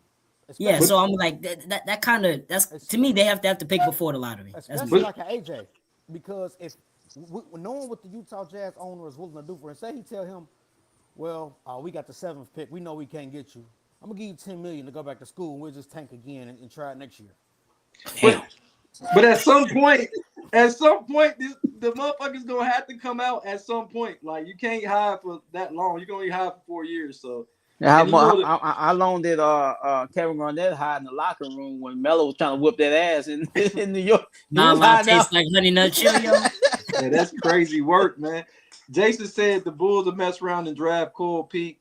Keem Ming said bring Coach Pop or Nate McMillan. No, I think they too good of coaches. You need a bad coach in Chicago. And then Jay said he want Caleb Wilson. But that was our NBA. And I got one more question before I get you guys out here. We got about 9 minutes left in the show. And this one was this right here. The NFL news, the biggest news, because the draft will be here in 2 days. So this was a huge move. The Bengals, I have not seen the Bengals be this aggressive in trades in quite some time. Normally they draft players and then they never really get free agents or trades to come to Cincinnati. So you bring in potentially the best defensive tackle. I thought he was the best defensive tackle in football. You trade the New York Giants for Dexter Larwence II, but you give up your 10th pick in this draft. So what do you think about this move? The Bengals are very aggressive in free agency. They're winning. They brought in Jonathan Allen, that was formerly a Commander and a Viking. Now they bring him in. So now y'all got 2 good D tackles. That I don't know what that means for Chris Jenkins Jr. I don't know what that means in Cincinnati if you go get 2 guys. You bring in a kid from Seattle, Afoya. You bring in Cook at the safety position. So they're addressing a lot of things on the defense side of the ball. But to give up the 10th pick, do you think that was pretty steep for Dexter Lawrence? You know me, Joe. I'm not big on draft picks, bro. I look at it like this, man. If they were going to draft a defensive player at that 10 spot, they might not have got the guy that they wanted. So why not bring a guy into my team that I know that can play? We do know Dexter Lawrence is a damn good defensive tackle. So bring him in here. We know and plug and play, baby. You ain't got to wonder if this guy can play at this level. We know he can play. So they're getting nervous because Joe, the quarterback, Joe Cool, been saying sneak this in the organization of late. Hey, look, we need to start doing something. But he giving that look like, hey, if y'all don't start doing something, I'm going out of here. And they know the defense is their weakness. So that's like you said, Joe, they really addressed a lot of things in their defense in the offseason. They're going to make it. I'm not saying it's going to work, but I like the effort, man. More teams should be doing this. I hate this. Oh, we're going to slowly rebuild. Nah, man, let's try to win now. And that's what they're trying to do. I think they know their defense, their weaknesses, and they've addressed that. So I'm impressed with what they've done so far. That's good stuff. Jason said that. Keem Ming said then the Bulls need to go get Hubert Davis. They don't want to win. There you go. And then Kathy said she'll be watching the NFL draft in 2 days. We'll be having the NFL draft right here on Against the Grain Sports from start to finish. So you probably want to get on here because your comments will be heard. So you come on in to Against the Grain Sports on Thursday. We'll have the whole draft, the whole 3 hours. So if you got to pee, go to the bathroom early. Get you one of those cups to piss in. Yo, get you a colostomy bag. Young Chris, man, what do you think about this? And the reason why I'm asking you about this trade, you giving up the 10th pick for Dexter Lawrence, is because they extended him for $28 million. So you got 4 players on your roster that's making $28 million or more in one season, young Chris. What do you think? This is like a win now situation for the Bengals? I won't say that this doesn't move the needle. It just doesn't move the needle. There are a lot more. I think those secondary is really, really, really, really, really bad. I think just signing Jonathan Allen. I'm not saying he's the end all be all, but if you just signed him, and let's say they did want to trade that 10th pick. I wouldn't trade the 10th pick to go get a secondary player, a safety, or a middle linebacker at that. I wouldn't have done for it. Now, get it. You are right, Dexter Lawrence is the best nose tackle in the league right now. But I don't think this puts more wins in the Bengals' pocket. Because, like I said, 4 players, Burrow, Higgins, Chase, and now Lawrence, all that money is being tied up to them. That means everyone else going to be on minimum contracts, on rookie contracts at that. So this is a bad money move by the Bengals. People are looking at it as a splash. It's not close as that. I mean, it's going to be hard. It's going to be hard for the Bengals to win more than 9 games. It's going to be hard. Paul. How hard No. is it gonna be? Hey, Come walk on, hard. young- Walk Come on, hard. come Walk on, hard. youngster. Hey, it's You're a gonna be young walk fella, hard. so Win. you a young fella, man. You got morning wood over there, man. What's going on, man? I'm messing with you. Hey, King Mink said he gonna be in Vegas, man. Enjoy yourself, man. What happens in Vegas does not always stay in Vegas, though. Kathy said yes, dumb. What about Sonny Styles? He's a beast. He might have been there at the 10, but I don't think they are. I don't think they have a problem at the linebacker position with the New York Giants or the Bengals. They got two young linebackers there. And then Jason said we're good. We signed Cooks and Dagger for the safety spots, and then Kathy already have to clean the colostomy bag. That's no good. Not good to go. And then Jason said, I think our defense will move into the top 15 status. And we know when the Bengals had the top 15 defense, they did go to the Super Bowl. Donald, what do you think about that? Dexter Lawrence, a 10th pick. Was that a bit steep for that type of player? Not at all. You know what he is, an all-pro player, probably the best at his position, and it's on defense. You know what you need. You know what you need. Anytime you're going in a draft, you risk guessing. Guessing. I don't like to guess on a player when I know what I got. And then as far as them having to pay them, the money's one thing about professional organizations, they can pay whoever they want. They'll make it happen. If they want to pay you, they just use that to tell players that they don't want to pay, that we don't have enough money to go around. If it's somebody we really want to pay, they'll get it done. And I think the Bengals are in win mode now. And now you got to think, if you draft a player at the 10th pick and it takes him 2-3 years to materialize, now once them 2 years are up, it's time for the offensive players to make even more money. So now you got to just go now. I love it. I think it actually pushed the Bengals. Well, it's always the health thing, but healthy wise, especially with getting a good piece like this on defense and being aggressive on defense, I think it puts them back in the Super Bowl runners. Okay. King Mink said he's not hanging out with Lamar Odom this time. That's a good choice. I don't think you want to hang with Lamar. That nigga get crazy. This one, first of all, this is a very scary thing. I'm a Browns fan. I do not want to see Dexter Lawrence twice. I'm gonna tell you that because we're not gonna be able to run the ball at all on the Cincinnati Bengals. But for Oregon, I think this is a situation where you're gonna have two sides win this trade. The Bengals are gonna win it because of the fact they need defensive help. They need somebody that can actually take up two blockers and also rush the passer because he had 9.5 sacks. That means he's probably one of the top. And he missed a lot of games. And he still had 9.5 sacks. So we know he reminds me a lot of Warren Sapp. He has a lot of Warren Sapp qualities in him where he can rush the pass and also stop the run. I think the Giants, you get rid of a disgruntled player. That's always good. When you got a disgruntled player with a new head coach and you got a young defense, you got a young team, you got a young quarterback that's supposed to be a leader, you want to get rid of those players that can be cancers in the locker room. So if Lawrence was saying he didn't want to be there, get rid of him like you did. You do get a 10th pick, so now you got the 5th and the 10th pick. I think both of those are going to be Ohio State players. That means your defense is going to automatically be spectacular with those guys. Sorry, Longhorn fans. But this is my thing, though. This is the only problem that I have. This is the only problem that I have with this trade. It's not about the amount of money. But didn't Trey Henderson ask for this type of money and they didn't pay him? Didn't he ask for the same amount of money?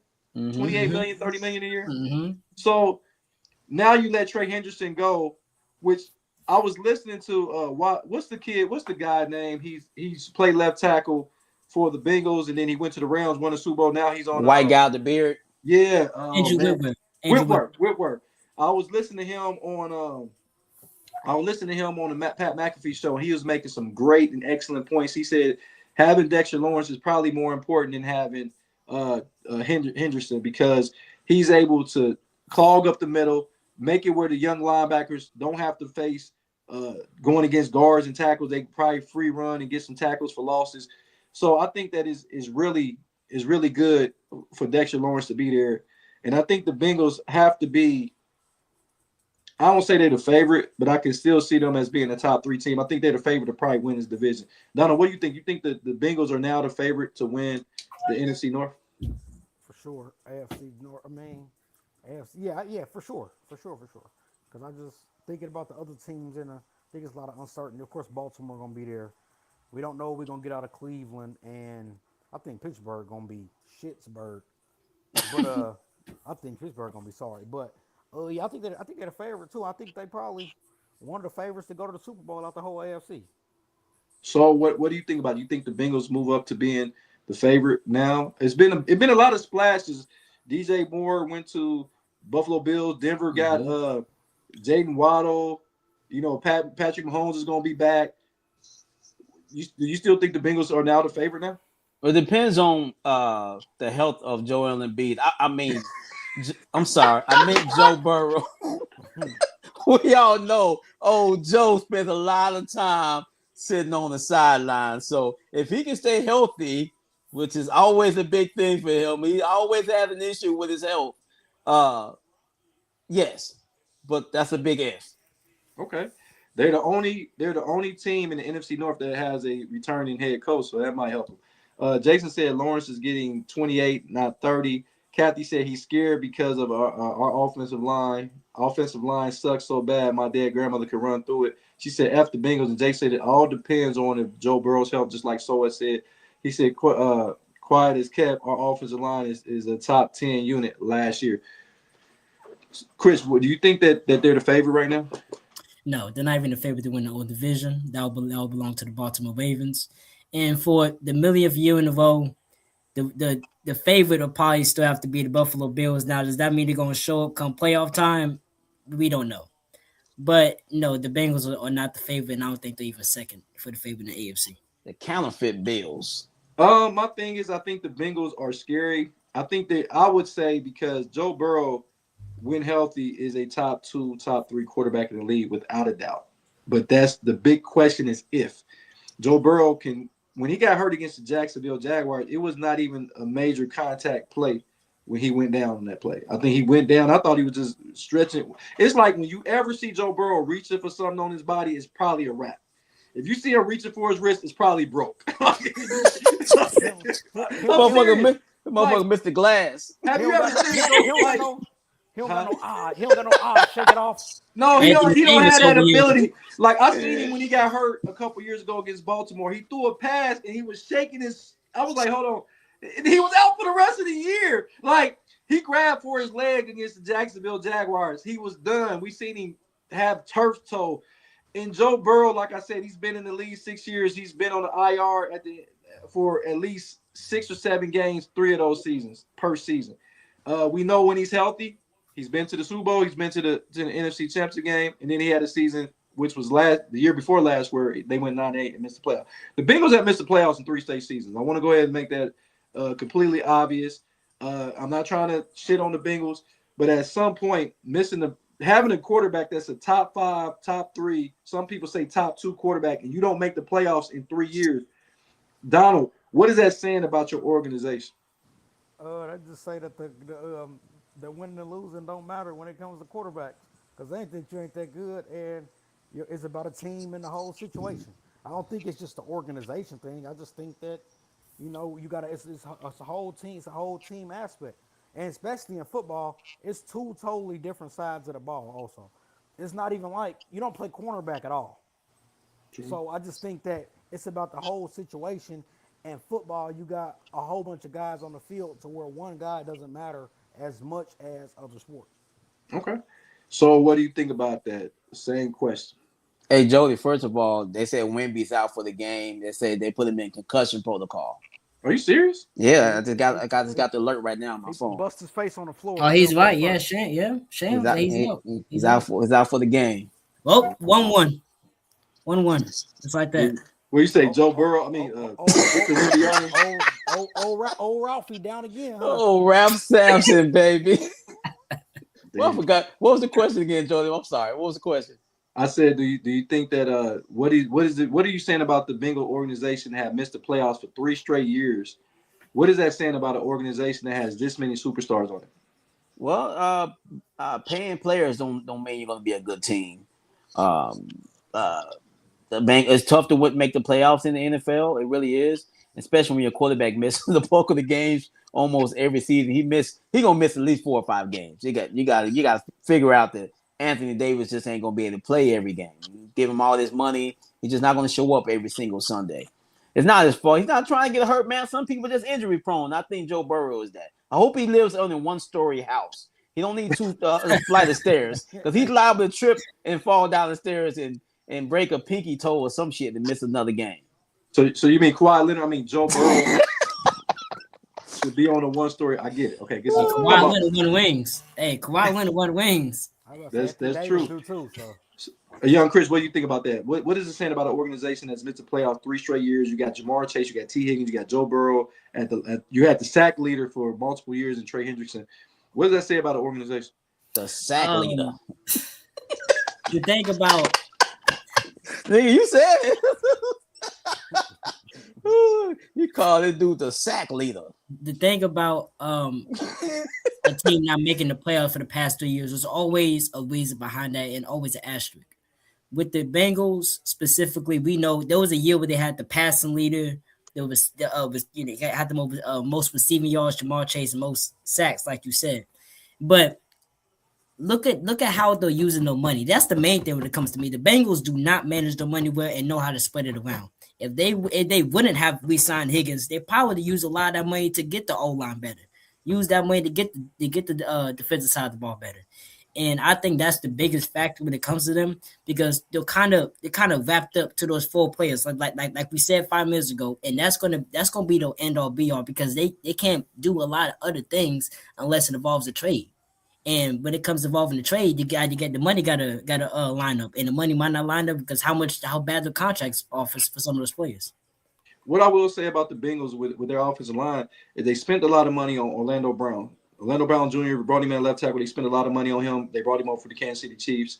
I think he's played particularly well. I'm not saying he's a top 5 left tackle, but he's still serviceable at the left tackle position. You got to look at when Joe Burrow get hurt, it's never a major hit that he's taken. Like the one he got hurt against Baltimore, I think he hurt his hand on a plane or some shit. Like, I'm dead serious. Remember he played Thursday night? They said he hurt himself because I had just seen him play.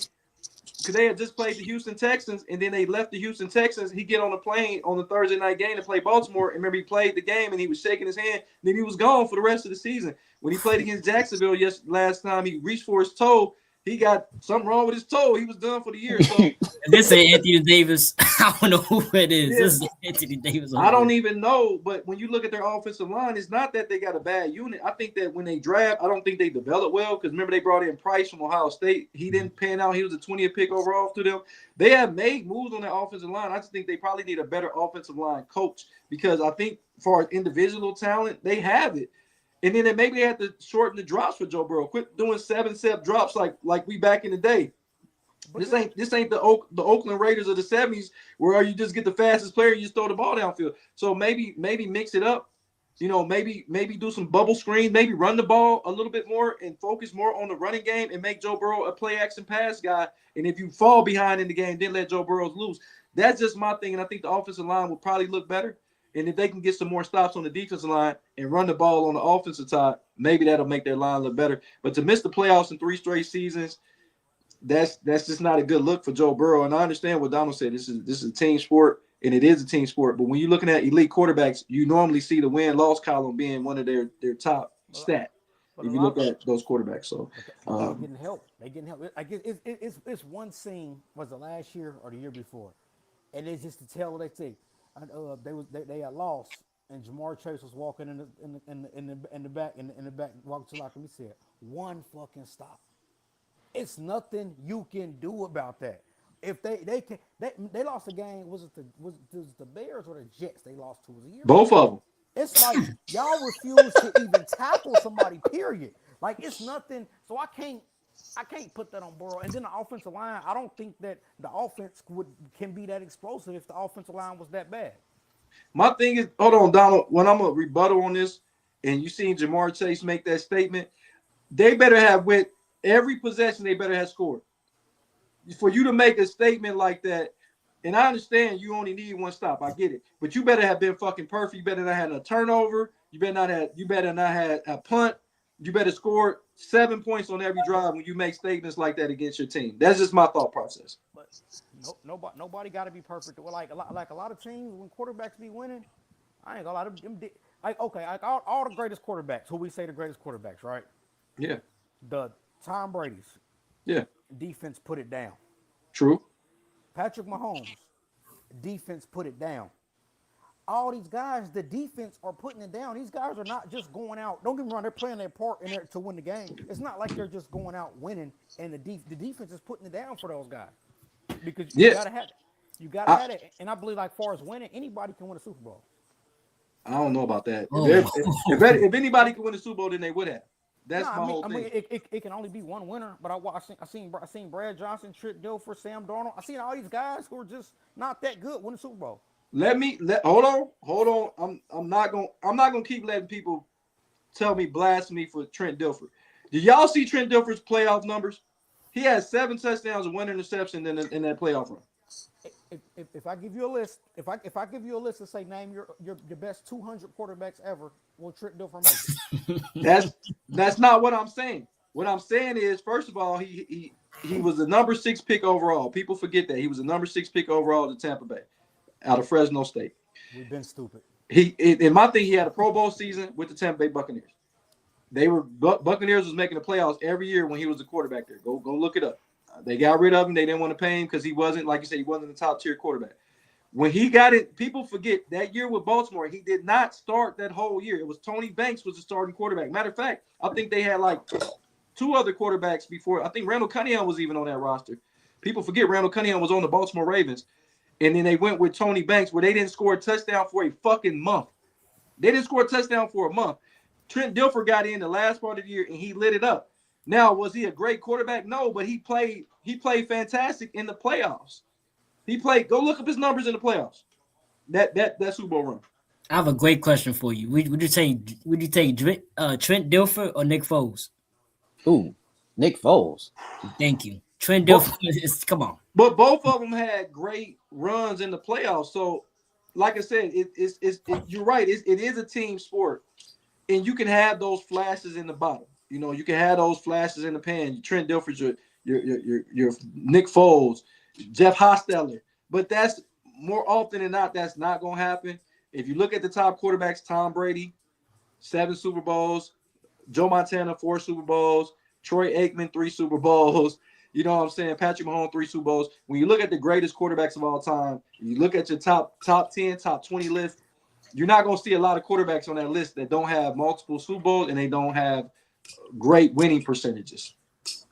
Or great defenses. But everybody don't have a great defense, though. It's been a lot of teams that didn't have great defense that won Super Bowls. Great quarterbacks. What great quarterbacks didn't have a good defense and they actually won a Super Bowl all time? Great. They didn't have what are we talking about? Great? Are we talking about all time great? Because Green Bay Packers. I'll say all time great quarterbacks that didn't have good defenses and were very much had to light up every single Sunday. I think Green Bay, when they won the Super Bowl, didn't have the greatest defense. No, they didn't. Aaron Rodgers, they didn't have the greatest defense. It's true. He got one. So I mean, but I would have to go look at it and look at the percentages. I know Troy Aikman had a good defense pretty much every time. Every time Patrick Mahomes won the Super Bowl, his first time they didn't have a great defense. But those Super Bowl, the Broncos won those Super Bowls. They didn't have a great defense. Back to back. And TD. I give y'all one.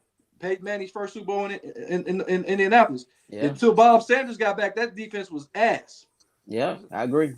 I just seen That's true. I just seen somebody playing the worst quarterback I ever probably seen go to the Super Bowl. That Drake May in them playoffs, he just had a chance to win the Super Bowl. This was the worst I ever seen. His luck ran out. His luck ran out. His luck ran out. He almost ever. He got lucky. He got to play against. Yeah. He got to play against Justin Herbert. Yeah, he got lucky. Stidham from Denver. Yeah.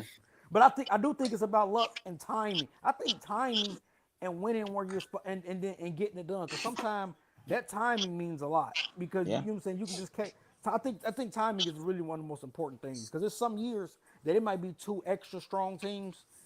And that might go win it on another year, but you ran into a buzzsaw that year. I do think that. Styles make fights. And then I got the Philadelphia Eagles, when they won their first Super Bowl, they didn't have a lights-out defense. They gave up 30. You know, fucking Tom Brady threw for over 450 yards in that game. Yeah, that was a shootout in that game. Mm-hmm. So Philadelphia didn't have no great defense that the year that they went. They just, like Donald said, it was all about timing. So I could go on if I go and really think about it. It's been a lot of teams that won Super Bowls that didn't have great defenses. Now, I would say more often than not they did, have a top 10, top 15 defense. You know, the Chicago Bears and the New York Giants, the Washington Redskins, when they won their Super Bowls, they had great defenses. So I think it's about a balance. Like if you can be top 15 in offense and defense, it give you a chance. I think some teams you might be 1 or 2 in offense and 30 and 31 in defense, or the opposite where you can't win. Like I think the Cleveland Browns have a championship defense. and we got a high school offense. I told you, if y'all just move the team to Columbus and use Cincinnati's offense and Cleveland's defense, y'all can do something. That's crazy work. We will win the championship. Hey, but great show, fellas, man. We won't be back until Thursday. We'll be doing our draft show. So go ahead and get your popcorn, get your drink, use the bathroom because we're going to be here for a while. We're going to be live right here talking about everybody that's going to be drafted. And also, I'm trying to see when Faison Love will be here. I don't know if he's going to drop in on Thursday or not. He'll be here. He's going to be live. So he'll probably be right here in my studio right here. But we'll see. He will be here this week at some time, and we'll definitely give y'all make sure y'all know when he's going to be on the show. We'll do a lot of promotion for that. But we've been doing really well with Against the Grain Sports, man. We've been doing our thing. But young Chris, since you on here, I didn't even know you was available. Let me know the times you are available because you definitely can join us at any time that you want to, especially when we talk NBA. But give me your final thought, man, as we get out of here, young Chris. The Cincinnati Reds have had the best start over the past 20 years. It's the best start they had since 2006. Chase Burns, I got the stats right here. Chase Burns' ERA right now is a 2.42 ERA. Ellie De La Cruz, he had 5 home runs last year on like 200 at-bats. He already hit 5 already this year. They have the best bullpen in the MLB. So this is the first time in my lifetime that I've seen the Reds ever been good. I've heard stories of the past. Well, This last time I remember the Reds being like on the top because I think in the power rankings they were top 3. But right now, what the Reds are doing right now is very shocking. And they're putting the whole league on notice. The Braves finally got more healthy, and now they're pitching Chris Sale. He's getting way better, and we all know what Ronald Acuna brings to the table. So the MLB is in a great space right now, and the Reds are rolling. Great final thought. Only thing I'm gonna say is you got to look at who the Reds played so far. I'm a Reds fan. They played the Marlins. They played the Red Sox in a couple series. So let's talk later when they play the Padres, when they play the Mets, and they play the Dodgers. They play that. They go out west. Let's have this conversation when they go out west. That's true. But a great thought. Trust me, I'm a Reds fan, so I want them to do it. Donald, give me your final thoughts as we get out of here. My final thought is I follow a lot of media, and I've just been looking at this KD and LeBron thing. A lot of people been saying like basically whoever loses a series, it's a legacy stings and all type of stuff. I'm just looking at it like, okay, so if I lose in the first round right now, how does that diminish a legacy or anything you're ever doing? It's like you're just fishing for something bad to say, and somebody has to lose, so it's automatically cop out to say that you can that a person's and to talk down their legacy. And it's always, I know I always talk about the older people. It's always these older. I always try to watch who says something. It's always older people who want to say such and such would have never done this. Such and such would have never done this. But then if you look at the top seeds and the lower seeds back in certain times, a player, no other superstar can ever say they had to play anybody as good as LeBron James or Kevin Durant in the first round. So of course you wasn't losing. So that's just my final thought. I like that final thought too. When you say that, I think the media is setting up them having something to talk about as well. They're not as creative as they used to be with the media. So I think they're already setting up a narrative so they can go ahead and run with the narrative. Either way it goes, they got a story. You see what I'm saying, Donald? So it's all about clickbait nowadays. That's what I think is going on. My man, my brother, Soul on Sports, Glenn, all the way from San Antonio, Texas, man, telling me what your final thought is this evening. The Dallas Cowboys re-signed 2 of their free agents this offseason. They re-signed Javonte Williams, the running back, and they re-signed Brandon Aubrey. Brandon Aubrey got $28 million contract, and Javonte Williams got $24 million. A running back always gets disrespected in the NFL. This brother had 1,200 yards rushing last year, 4.8 yards a carry, and 11 touchdowns. And a field goal kicker is making more money than him. A field goal kicker. I just don't get it. It makes no fucking sense to me. This is probably, if they get another field goal kicker that's playing good, maybe he'll make more money too than running backs. I don't understand why they disrespect the running back in the NFL. I mean, a field goal kicker. Some people don't. A motherfucker ain't got to learn no plays. Ain't got to make no blocks. All you gotta do is have your legs strong enough to kick the ball to the uprights, and you make more money than me. This dude Jersey don't even get dirty. This bullshit. You know what I'm gonna say. So. I know. You better be fucking perfect. I didn't see Aubrey miss field goals. If you making that money, you should never fucking miss a field goal in your goddamn life. Aubrey's really good, but come on, man. No, he should be making more money than my starting running back. Yeah. I seen him miss field goals. How you making $28 million and I've seen you miss a field goal? You better be the most clutch. You better be hitting 50 plus at an alarming clip. I only want to see you miss a 52-yarder. Normal kickers, you miss a 52-yarder. I'm okay with that. You better not miss shit. Now the pressure's on. Now he got his money now. Now we'll see how he does with the pressure. Fuck that. No, you damn right. So you know how I feel about that. Your ass ain't even got to be at practice. Nigga, why do you got to be at the team meeting? Why? What you gonna talk about? You go get everybody Starbucks and shit. You just show up for the game. You don't have to worry about practice. Hey, so remember that movie, The Replacements? Remember the field goal kicker had a smoking cigarettes. KD's coming back tonight. KD's coming back for game 2. It's over. It's over. 1-1 going back to Houston. It's over. Philly got them winning, look like. My final thought is this. The NBA awards have been narrowed down. We just seen Wemby get hurt and also win Defensive Player of the Year as of yesterday. But the 3 for the finals for the MVP, I was extremely disappointed with the NBA. SGA, granted. Joker, okay, and Wemby. But to not have Luka Doncic as a finalist is absolutely preposterous. This guy leads the lead in scoring.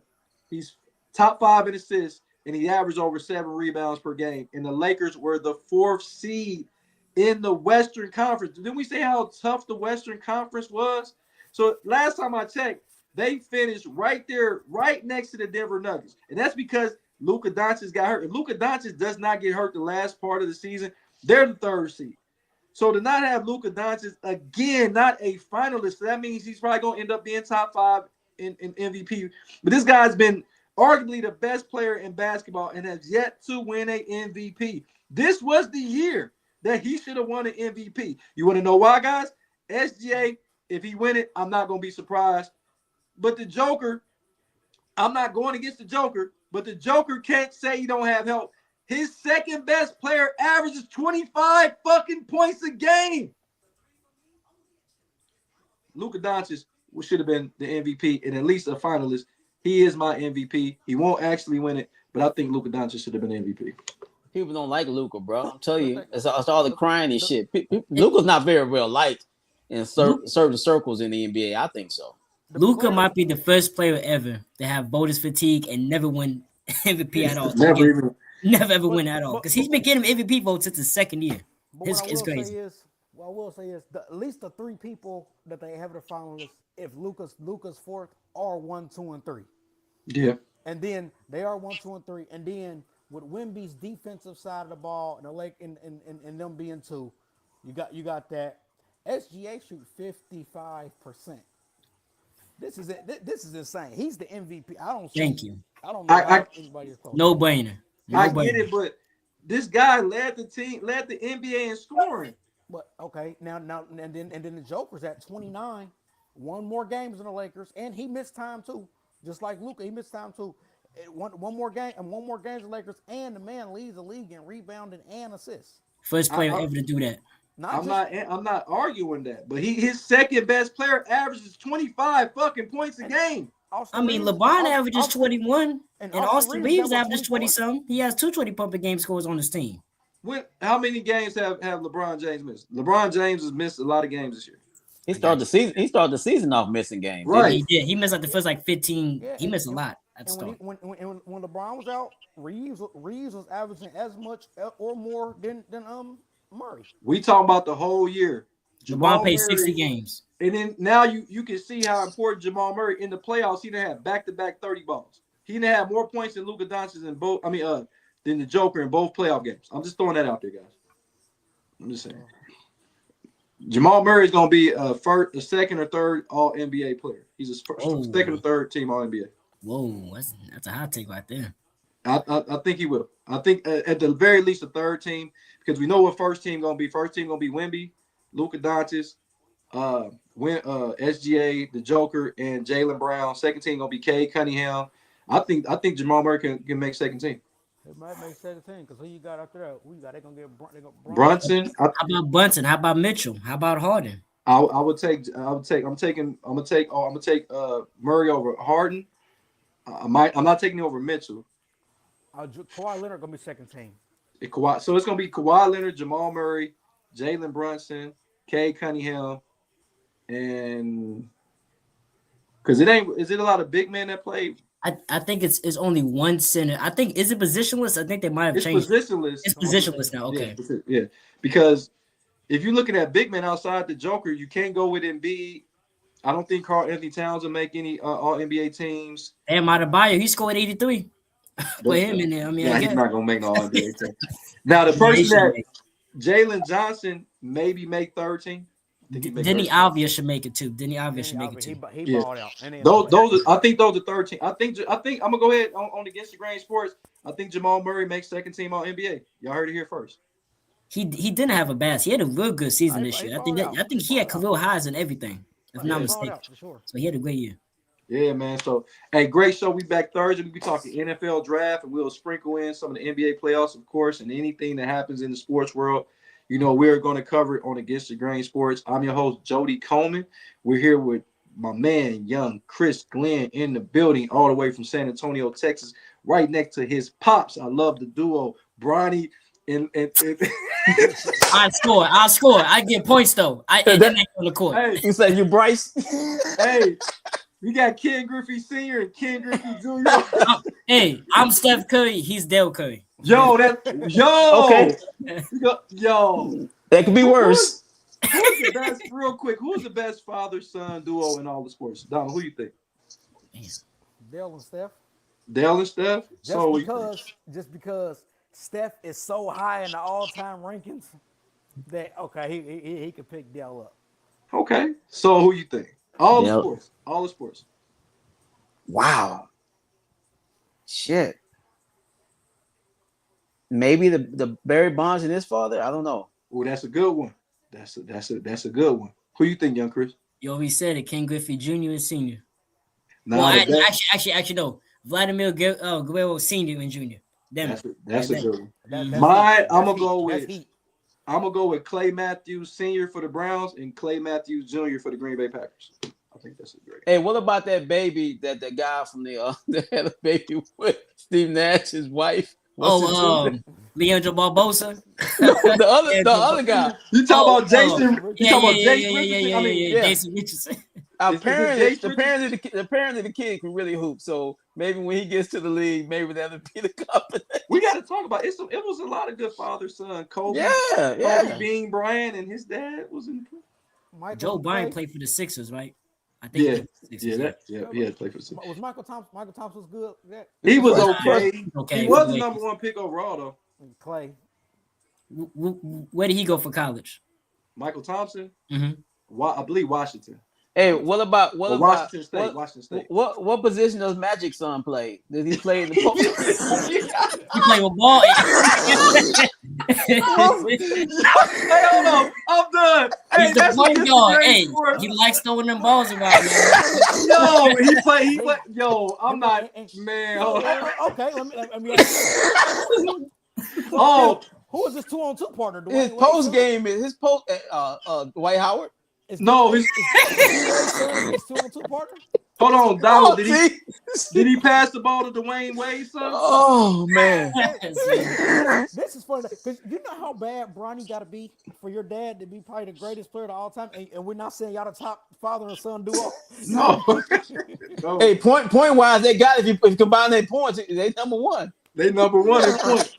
Hey, Kathy said Ken Griffey Sr. and Jr. She said also Bill Walton and Luke Walton. I don't know how great Luke Walton was, but Luke Walton was horrible. It's a lot of father-son duo. I got to go. Oh, Arch Manning and Peyton Manning. Yeah. Arch Manning, Peyton Manning. But good stuff, man. Hey, we'll be back Thursday. What we doing till Thursday? So we working, baby. Peace.